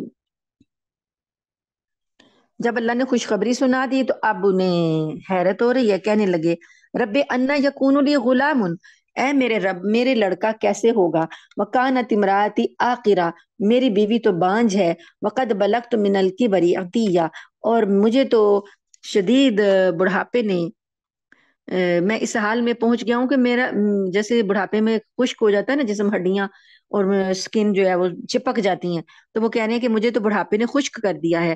قال کذالک، فرشتے نے کہا یا رب نے کہا ہاں ایسا ہی ہوگا۔ قال ربک ہوا علی حین، کہا تمہارے رب نے، یعنی جو فرشتہ خوشخبری لے کر آیا ہے وہ کہہ رہا ہے کہ تمہارے رب نے فرمایا ہے ہوا علی حین، یہ بات میرے لیے آسان ہے، وقد خلقتک من قبل ولم تک شیئا، اور اس سے پہلے میں نے تمہیں بھی پیدا کیا تھا اور تم کچھ بھی نہیں تھے، تو تمہیں جب میں نے پیدا کیا تمہارا وجود بھی نہیں تھا، تو اب تو وجود ہے، تمہارا بھی وجود ہے، تمہاری بیوی کا بھی ہے، تو اب بھی میں اولاد دے سکتا ہوں۔ قال رب اجعل لی آیا، تو زکریا علیہ السلام نے کہا کہ اے میرے رب میرے لیے کوئی نشانی بنا دیجئے، یعنی نشانی بنا دیجئے، پتا چلے مجھے کہ جو ہے اب ہمارے ہاں اولاد آنے والی ہے، کیسے پتا چلے گا؟ قال آیتک الا تکلم الناس ثلاث لیال سویہ، فرمایا کہ نشانی تمہاری یہ ہے کہ تم صحت مند ہونے کے باوجود 3 راتوں تک لوگوں سے بات نہیں کر سکو گے، یعنی جب تم پر ایسا وقت آئے بولنے لگو لوگوں سے تو لوگوں سے تمہاری زبان نہیں چلے گی، لیکن جب اللہ کا ذکر کرنے لگو گے تو زبان چلے گی، تسبیح ہوگی، نماز ہوگی، لیکن لوگوں سے بات کرتے وقت زبان نہیں چلے گی. تو جب یہ نشانی ظاہر ہو 3 راتوں تک تو پھر آپ کیا کرو، آپ سمجھ جاؤ کہ اللہ تعالیٰ آپ کو خوشخبری اولاد کی دینے والا ہے، یا آپ کی جو زوجہ ہے محترمہ ان کو امید ہو گئی ہے. فخرج علی قومہ من المحراب، جب انہوں نے یہ باتیں سنی، فرشتے کی یہ خوشخبریاں سنی، تو اب آئے اپنے قوم کے پاس اور کہنے لگے، عبادت گاہ میں تھے نا، فی المحراب، محراب جو وہاں پر بیت المقدس میں جو ان کی عبادت کی جگہ تھی وہاں پر تھے. وہاں سے باہر آئے، فاوحا الیہم ان سبحوا بکرۃ وعشیا، تو لوگوں سے کہنے لگے کہ اشارے سے کہنے لگے لوگوں کو کہ صبح شام اللہ کی تسبیح بیان کرو. یا یحییٰ خذ الکتاب بقوہ، اب حضرت یحییٰ جب پیدا ہو گئے تو حضرت یحییٰ علیہ السلام کو اللہ پاک نے جو حکم دیا، انہیں یہ کہا کہ کتاب کو مضبوطی سے پکڑو. کون سی کتاب ہے؟ وہاں اس وقت ان کے پاس جو تورات ہے اس کو مضبوطی سے پکڑو. وَآتَيْنَاهُ الْحُكْمَ صَبِيًّا، اور ہم نے ان کو بچپن ہی سے، یہ جو یحییٰ علیہ السلام ہے، ہم نے بچپن ہی سے ان کو دانائی عطا کی تھی. وَحَنَانًا مِن لَّدُنَّا وَزَكَاةً، اور وہ اپنے ہماری طرف سے بڑے نرم دل تھے، بڑے پاکیزہ تھے، بڑے پرہیزگار تھے. وَكَانَ تَقِيًّا، پرہیزگار تھے. وَبَرًّا بِوَالِدَيْهِ، اپنے والدین کے لیے نہایت خدمت گزار تھے. وَلَمْ يَكُنْ جَبَّارًا عَصِيًّا، اور ہم نے ان کو سرکش اور نافرمان نہیں بنایا تھا. وَسَلَامٌ عَلَيْهِ يَوْمَ وُلِدَ، اور یحییٰ علیہ السلام پر سلامتی ہے جس دن وہ پیدا ہوئے. وَيَوْمَ يَمُوتُ وَيَوْمَ يُبْعَثُ حَيًّا، اور جس دن وہ فوت ہوں گے اور جس دن ان کو زندہ کر کے اٹھایا جائے گا. 3 بار اللہ پاک نے یحییٰ علیہ السلام پر سلامتی بھیجی ہے، پیدائش کے دن، موت کے دن، اور دوبارہ زندہ کر کے اٹھائے جانے کے دن. آگے اللہ پاک نے یہ یحییٰ علیہ السلام کا تذکرہ مختصر سا کیا، اور آگے اللہ پاک نے حضرت مریم علیہ السلام کا تذکرہ کیا. وَاذْكُرْ فِي الْكِتَابِ مریم، اور اس کتاب میں مریم علیہ السلام کا بھی تذکرہ کرو. جبکہ وہ اپنے گھر والوں سے علیحدہ ہو کر اس جگہ چلی گئیں جو مشرق کی طرف تھی، یعنی یہ جو تھی مریم علیہ السلام یہ بھی محراب میں رہتی تھی. وہیں پر اس کے اندر بیت المقدس میں انہوں نے اپنے آپ کو عبادت کے لیے ان کی والدہ نے وقف کیا ہوا تھا، تو یہ وہیں رہتی تھیں. تو وہاں سے قضائے حاجت کے لیے یہ ذرا ہٹ کے دور گئیں، مشرق کی طرف گئیں. تو اللہ پاک فرماتے ہیں فَاتَّخَذَتْ مِن دُونِهِمْ حِجَابًا، اس وقت انہوں نے اپنے اور لوگوں کے درمیان پردہ ڈال لیا. فَأَرْسَلْنَا إِلَيْهَا رُوحَنَا، وہاں پر ہم نے اپنی طرف سے ایک روح کو بھیجا. فَتَمَثَّلَ لَهَا بَشَرًا سَوِيًّا، اور وہ روح جو تھی یعنی وہ جو فرشتہ تھا وہ ایک مکمل انسان کی شکل میں ان کے سامنے ظاہر ہو گیا.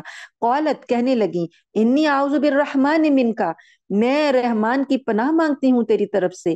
ان کنت تقیہ، اگر تو پاک باز ہے، یعنی کہ اگر تو پاک باز انسان ہے تو اللہ کی پناہ میں آتی ہوں، تو یہاں سے چلا جا.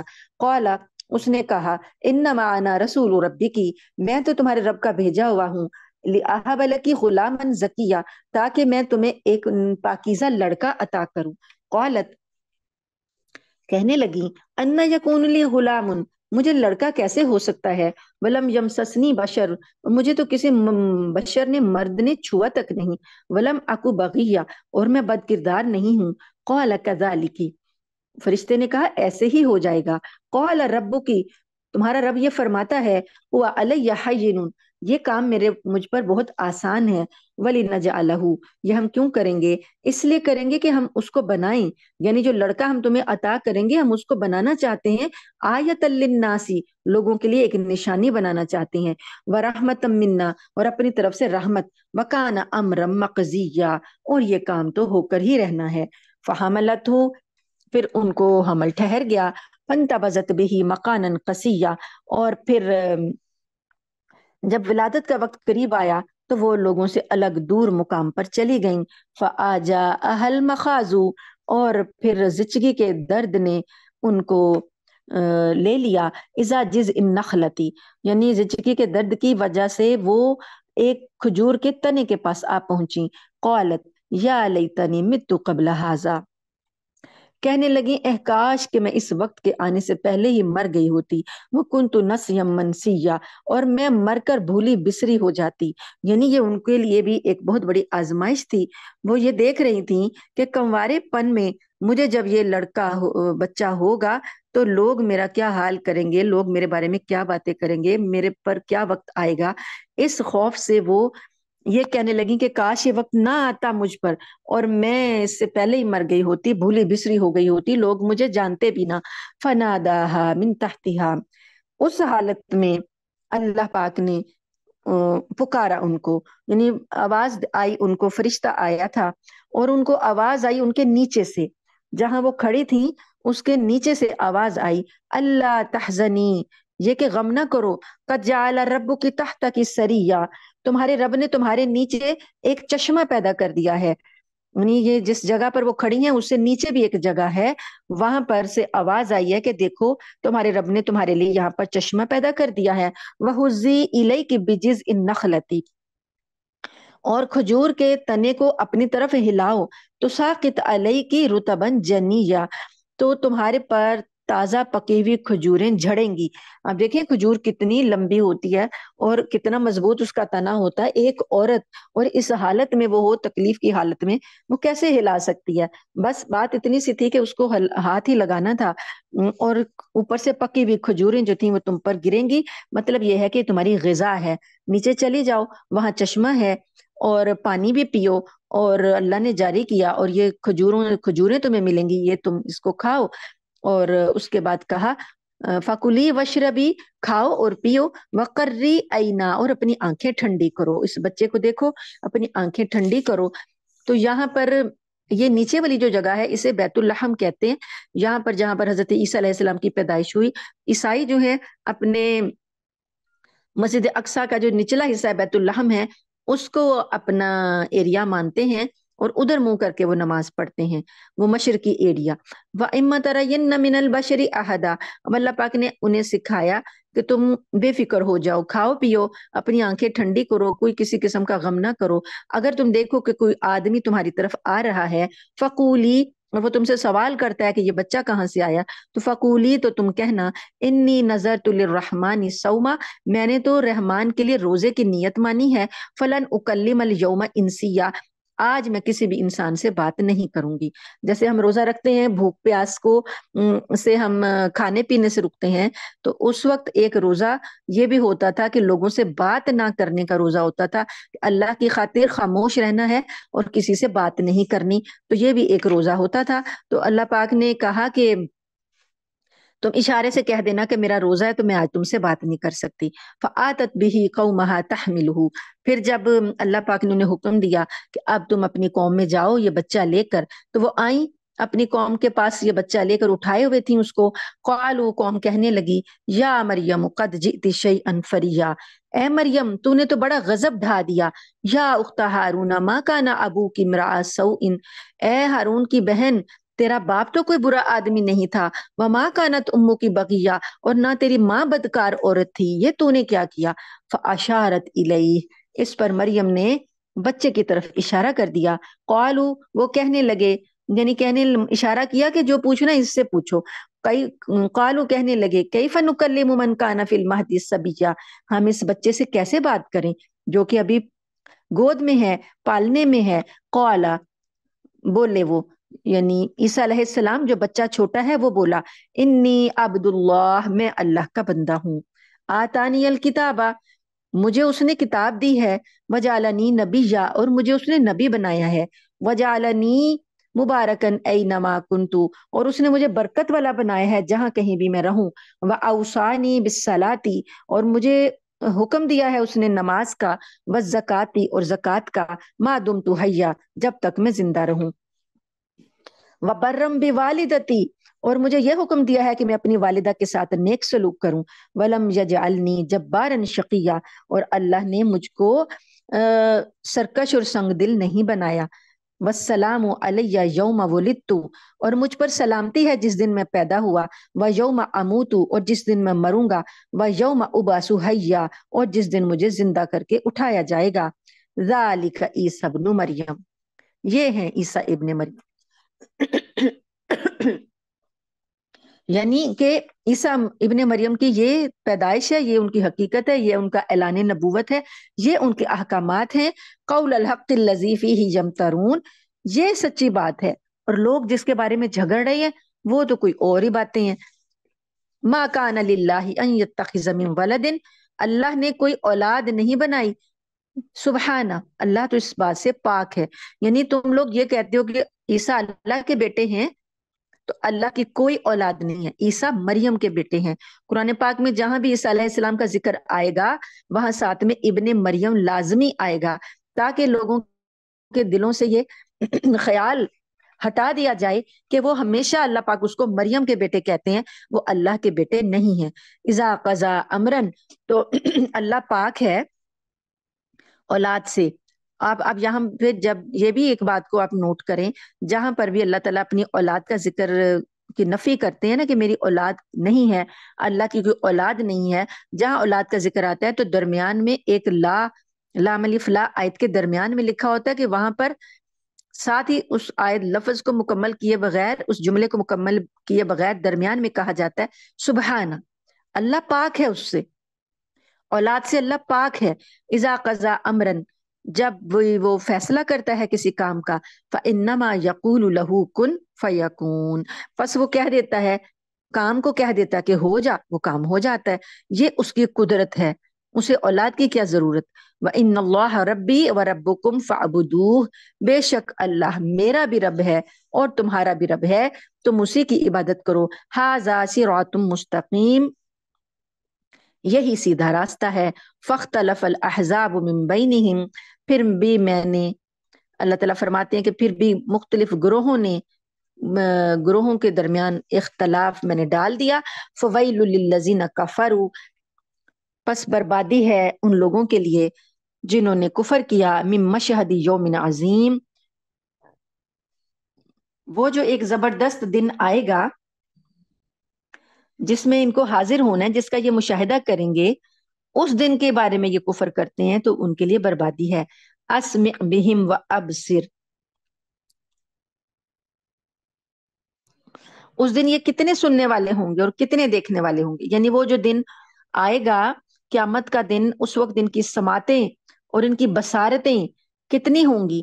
یوم تأتوننا لیکن الظالمون اليوم فی ظلال مبین، اور لیکن آج جب آج کے دن یہ ظالم اس کے بارے میں گمراہی میں پڑے ہوئے ہیں. اس دن سب کچھ سن بھی لیں گے، دیکھ بھی لیں گے، اور بہت زیادہ سن لیں گے اور بہت زیادہ دیکھ لیں گے، یعنی ہر چیز ان کے سامنے آ جائے گی. آج یہ اس کے بارے میں گمراہی میں پڑے ہوئے ہیں. وَأَنذِرْهُمْ يَوْمَ الْحَسْرَةِ اذ قضی الامر، اور ان کو ڈرائیے اس دن سے، وہ حسرت والا دن ہوگا جب کہ کام کا فیصلہ ہو جائے گا. وَهُمْ فِي غَفْلَةٍ وَهُمْ لَا يُؤْمِنُونَ، اور یہ اس کے بارے میں غفلت میں پڑے ہیں اور ایمان نہیں لاتے. اِنَّا نَحْنُ نَرِثُ الْأَرْضَ وَمَنْ عَلَيْهَا وَإِلَيْنَا يُرْجَعُونَ، یقین جانو کہ زمین پر اور اس کے رہنے والوں کے پر جتنے بھی لوگ ہیں سب کے ہم ہی وارث ہیں اور ہماری ہی طرف وہ لوگ لوٹائے جائیں گے. وَاذْكُرْ فِي الْكِتَابِ إِبْرَاهِيمَ، اور کتاب میں ابراہیم علیہ السلام کا بھی تذکرہ کرو. نبی کریم صلی اللہ علیہ وسلم سے کہا جا رہا ہے کہ دو واقعات پہلے بتا دیے، حضرت زکریا کا، حضرت مریم کا، عیسیٰ علیہ السلام کی پیدائش کا. اب ایک ابراہیم علیہ السلام کا تذکرہ بھی کیجئے.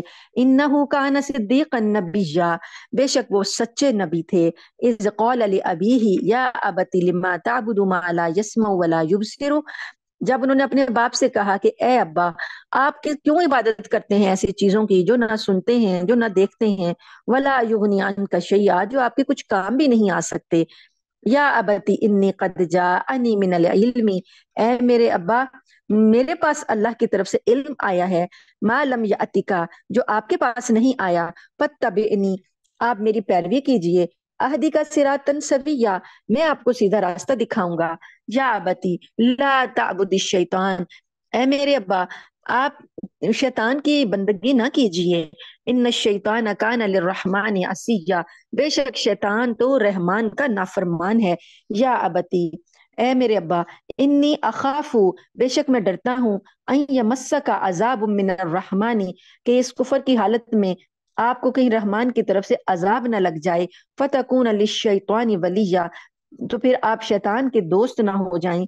قالا، اس نے کہا، باپ نے کہا، اراغب انت عن آلہتی یا ابراہیم، اے ابراہیم کیا میں نے تجھے کیا تم میرے خداؤں سے بیزار ہو؟ لئن لم تنتہی، اگر تم باز نہ آئے، لارجمنک، میں تجھ کو سنگسار کر دوں گا، وہجرنی ملیہ، اور تم ہمیشہ کے لیے مجھ سے دور ہو جاؤ۔ قال، ابراہیم علیہ السلام نے کہا، سلام علیک، میں آپ کو رخصت کا سلام کرتا ہوں، یعنی کہ الگ ہوتا ہوں آپ سے۔ سأستغفر لک ربی، میں آپ سے اپنے رب سے آپ کی بخشش کی دعا کرتا رہوں گا۔ انہ کان بی حفیہ، بے شک میرا رب مجھ پر بڑا مہربان ہے۔ وَأَعْتَزِلُكُمْ وَمَا تَدْعُونَ مِن دُونِ اللَّهِ، اور میں الگ ہوتا ہوں تم سے، اور تم سے بھی، اور جن کو تم اللہ کے سوا پکارتے ہو ان سے بھی۔ وَأَدْعُو رَبِّي، اور میں تو اپنے رب کو پکارتا ہوں۔ عسیٰ، ممکن ہے، اللہ اکون بدعاء ربی شقیہ، کہ مجھے پوری امید ہے کہ میں اپنے رب کو پکارنے کے بعد نامراد نہیں رہوں گا۔ فلما اعتزلہم، پھر جب وہ الگ ہو گئے، وما یعبدون من دون اللہ، اور جو لوگ جن کی عبادت کرتے تھے وہ ان سے بھی الگ ہو گئے۔ وہبنا لہ اسحاق و یعقوب، تو ہم نے ان کو اسحاق عطا کیے اور یعقوب عطا کیے۔ وکلن جعلنا نبیا، اور ہر ایک کو ہم نے نبی بنایا۔ ووہبنا لہم من رحمتنا وجعلنا لہم لسان صدق علیہ، اور ہم نے ان کو اپنی رحمت سے نوازا اور انہیں اونچے درجے کی نیک نامی عطا کی۔ وَاذْكُرْ فِي الْكِتَابِ موسیٰ، اور اس قرآن میں، اس کتاب میں اے نبی صلی اللہ علیہ وآلہ وسلم موسیٰ کا بھی تذکرہ کرو۔ انہ کان مخلصا وکان رسولا نبیا، بے شک وہ اللہ کے چنے ہوئے رسول اور نبی تھے۔ وَنَادَيْنَاهُ مِنْ جَانِبِ الطُّورِ الْأَيْمَنِ، اور ہم نے انہیں ایمن جو ہے دائیں جانب، ایمن کا مطلب ہے دائیں جانب، لیکن ہم اس کو اب وادی ایمن بھی کہتے ہیں کہ وہاں کوہ طور ہے، تو وہ دائیں جانب ہے۔ تو اللہ پاک نے فرمایا کہ دائیں جانب سے، طور کی دائیں جانب سے ہم نے ان کو پکارا۔ وَقَرَّبْنَاهُ نَجِيًّا، اور ہم نے ان کو اپنا قرب عطا کیا۔ اب موسیٰ علیہ السلام جو ہیں اللہ سے براہ راست باتیں کرتے تھے، اللہ سے کلام کرتے تھے۔ اس سے پہلے جتنے بھی نبیوں کا تذکرہ آیا فرشتوں کے ذریعے کلام ہو رہا تھا، یہاں پر طور پہاڑ کے دائیں طرف سے انہیں اللہ کی آواز آتی تھی۔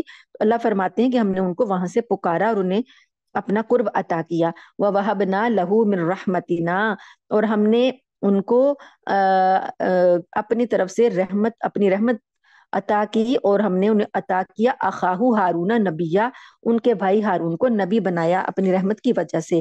وَاذْكُرْ فِي الْكِتَابِ اسماعیل، اور کتاب میں اسماعیل علیہ السلام کا بھی تذکرہ کیجئے۔ انہ کان صادق الوعد، بے شک وہ وعدے کے سچے تھے۔ وکان رسول النبی، اور وہ رسول اور نبی تھے۔ وکان یأمر اہلہ بالصلاۃ والزکاۃ، اور وہ اپنے گھر والوں کو نماز کا اور زکوٰۃ کا حکم دیتے تھے۔ وکان عند ربہ مرضیہ، اور اپنے رب کے پاس وہ پسندیدہ تھے۔ اسماعیل علیہ السلام کی یہ خوبی بتائی کہ وہ اپنے گھر والوں کو نماز کا اور زکوٰۃ کا حکم دیتے تھے۔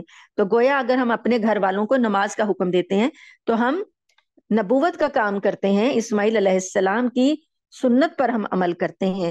اور یہ بات ایسی بات ہے کہ گھر والے اس بندے کو سب سے زیادہ ناپسند کرتے ہیں جو نماز کا حکم دے، لیکن ہمیں یہ کام کرنا ہے کیونکہ یہ اسماعیل علیہ السلام کی سنت ہے۔ اب آگے ہمارا وقت ختم ہو رہا ہے، آگے بھی انبیاء کا سلسلہ آگے جاری ہے، وہ انشاءاللہ ہم کل دیکھیں گے۔ اللہ تعالیٰ سے دعا ہے کہ اللہ تعالیٰ ہمیں جو کچھ ہم نے پڑھا، جو کچھ ہم نے سنا، اس پر عمل کرنے کی توفیق عطا فرمائے، اور اس پڑھنے کو اور اس سننے کو ہمارے حق میں حجت بنا دے، ہمارے لیے ذریعہ نجات اور ہمارے لیے صدقہ جاریہ بنا دے، ہماری نسلوں میں اللہ پاک دین اسلام کو جاری کر دے، اور ہماری نسلوں میں یہ فیض جاری کر کے نسلوں کو اپنے حفاظت میں لے لے۔ آمین ثم آمین، وآخر دعوانا ان الحمد للہ رب العالمین۔ دعا کر لیجئے۔ اللہم لک الحمد کلو ولک الشکر کلو والیک یرجع الامر کلو علانیتہ وسر، اہل انت ان تعبد، اہل انت ان تحمد، لا إله إلا أنت سبحانك إنا كنا من الظالمين. يا رب لك الحمد كما ينبغي لجلال وجهك وعظيم سلطانك. سبحان الله وبحمده عدد خلقه ورضا نفسه وزنة عرشه ومداد كلماته. اللهم صل على محمد وعلى آل محمد كما صليت على إبراهيم وعلى آل إبراهيم إنك حميد مجيد. اللهم بارك على محمد وعلى آل محمد كما باركت على إبراهيم وعلى آل إبراهيم إنك حميد مجيد. ربنا ظلمنا أنفسنا وإن لم تغفر لنا وترحمنا لنكونن من الخاسرين. ربنا آتنا في الدنيا حسنة وفي الآخرة حسنة وقنا عذاب النار. ربنا آتنا من لدنك رحمة وهيئ لنا من أمرنا رشدا. ربنا لا تؤاخذنا إن نسينا أو أخطأنا. ربنا ولا تحمل علينا إسرا كما حملته على الذين من قبلنا. ربنا ولا تحملنا ما لا طاقة لنا به واعف عنا واغفر لنا وارحمنا أنت مولانا فانصرنا على القوم الكافرين. اللهم رب ارحمهما كما ربياني صغيرا. اللهم حاسبنا حسابا يسيرا. اللهم أيد الإسلام والمسلمين. اللهم انصر الإسلام والمسلمين. اللهم أعز الإسلام والمسلمين ودمر أعداء الدين ودمرهم تدميرا ودمرهم تدميرا. اللهم دمر يهود. اللهم دمرهم وزلزلهم. اللهم عليك باليهود. اللهم عليك باليهود. اللهم عليك باليهود. اللهم اكفناهم بما شئت. اللهم إنا نجعلك في نحورهم ونعوذ بك من شرورهم. اللهم انصر المجاهدين في كل مكان. اللهم انصر إخواننا المجاهدين في فلسطين وفي غزة وفي سوريا. اللهم تقبل شهداءهم. اللهم اشف مرضاهم. اللهم أطعمهم وألبسهم. اللهم استر عوراتهم وآمن روآتهم. اللهم ثبت أقدامهم. اللهم سدد رميهم. اللهم انصرهم نصرا عزيزا مقتدرا. اللهم انصرهم نصرا قريبا. اللهم انصرهم نصرا قريبا. اللهم ارحم أمة محمد صلى الله عليه وسلم. اللهم اغفر أمة محمد صلى الله عليه وسلم. اللهم أصلح أمة محمد صلى الله عليه وسلم. اللهم فرج عن أمة محمد صلى الله عليه وآله وسلم. اللهم إنا نسألك من الخير ما سألك منه نبيك محمد صلى الله عليه وسلم ونعوذ بك من الشر ما استعاذ منه نبيك محمد صلى الله عليه وسلم. أنت المستعان وعليك البلاغ. أنت المستعان وعليك البلاغ. لا حول ولا قوة إلا بالله. اللهم إنك عفو كريم تحب العفو فاعف عنا. اللهم اجعل القرآن ربيع قلوبنا ونور بصرنا وجلاء همنا وذهاب حزننا. اللهم إنك عفو كريم تحب العفو فاعف عنا. اللهم إنا نعوذ بك من جهد البلاء ودرك الشقاء وسوء القضاء وشماتة الأعداء. اللهم إنا نعوذ بك من زوال نعمتك وتحول عافيتك وجميع سخطك. اللهم أنت ربي اللهم إنا نسألك بأنك أنت الله لا إله إلا أنت الأحد الصمد الذي لم يلد ولم يولد ولم يكن له كفوا أحد. اللهم إنا نسألك بأنك أنت الله لا إله إلا أنت الهنان، أنت الهنان، أنت الهنان المنان، يا بديع السماوات والأرض، يا ذا الجلال والإكرام. اللهم ارزقنا شهادة في سبيلك واجعل موتي في بلد رسولك. ربنا تقبل منا إنك أنت السميع العليم وتب علينا إنك أنت التواب الرحيم. وصلى الله تعالى على خير خلقه وأصحابه أجمعين برحمتك يا أرحم الراحمين. سبحان ربك رب العزة عما يصفون وسلام على المرسلين والحمد لله رب العالمين. آمين ثم آمين. جزاكم الله خير. السلام عليكم ورحمة الله وبركاته. سبحانك اللهم وبحمدك نشهد أن لا إله إلا أنت نستغفرك ونتوب إليك.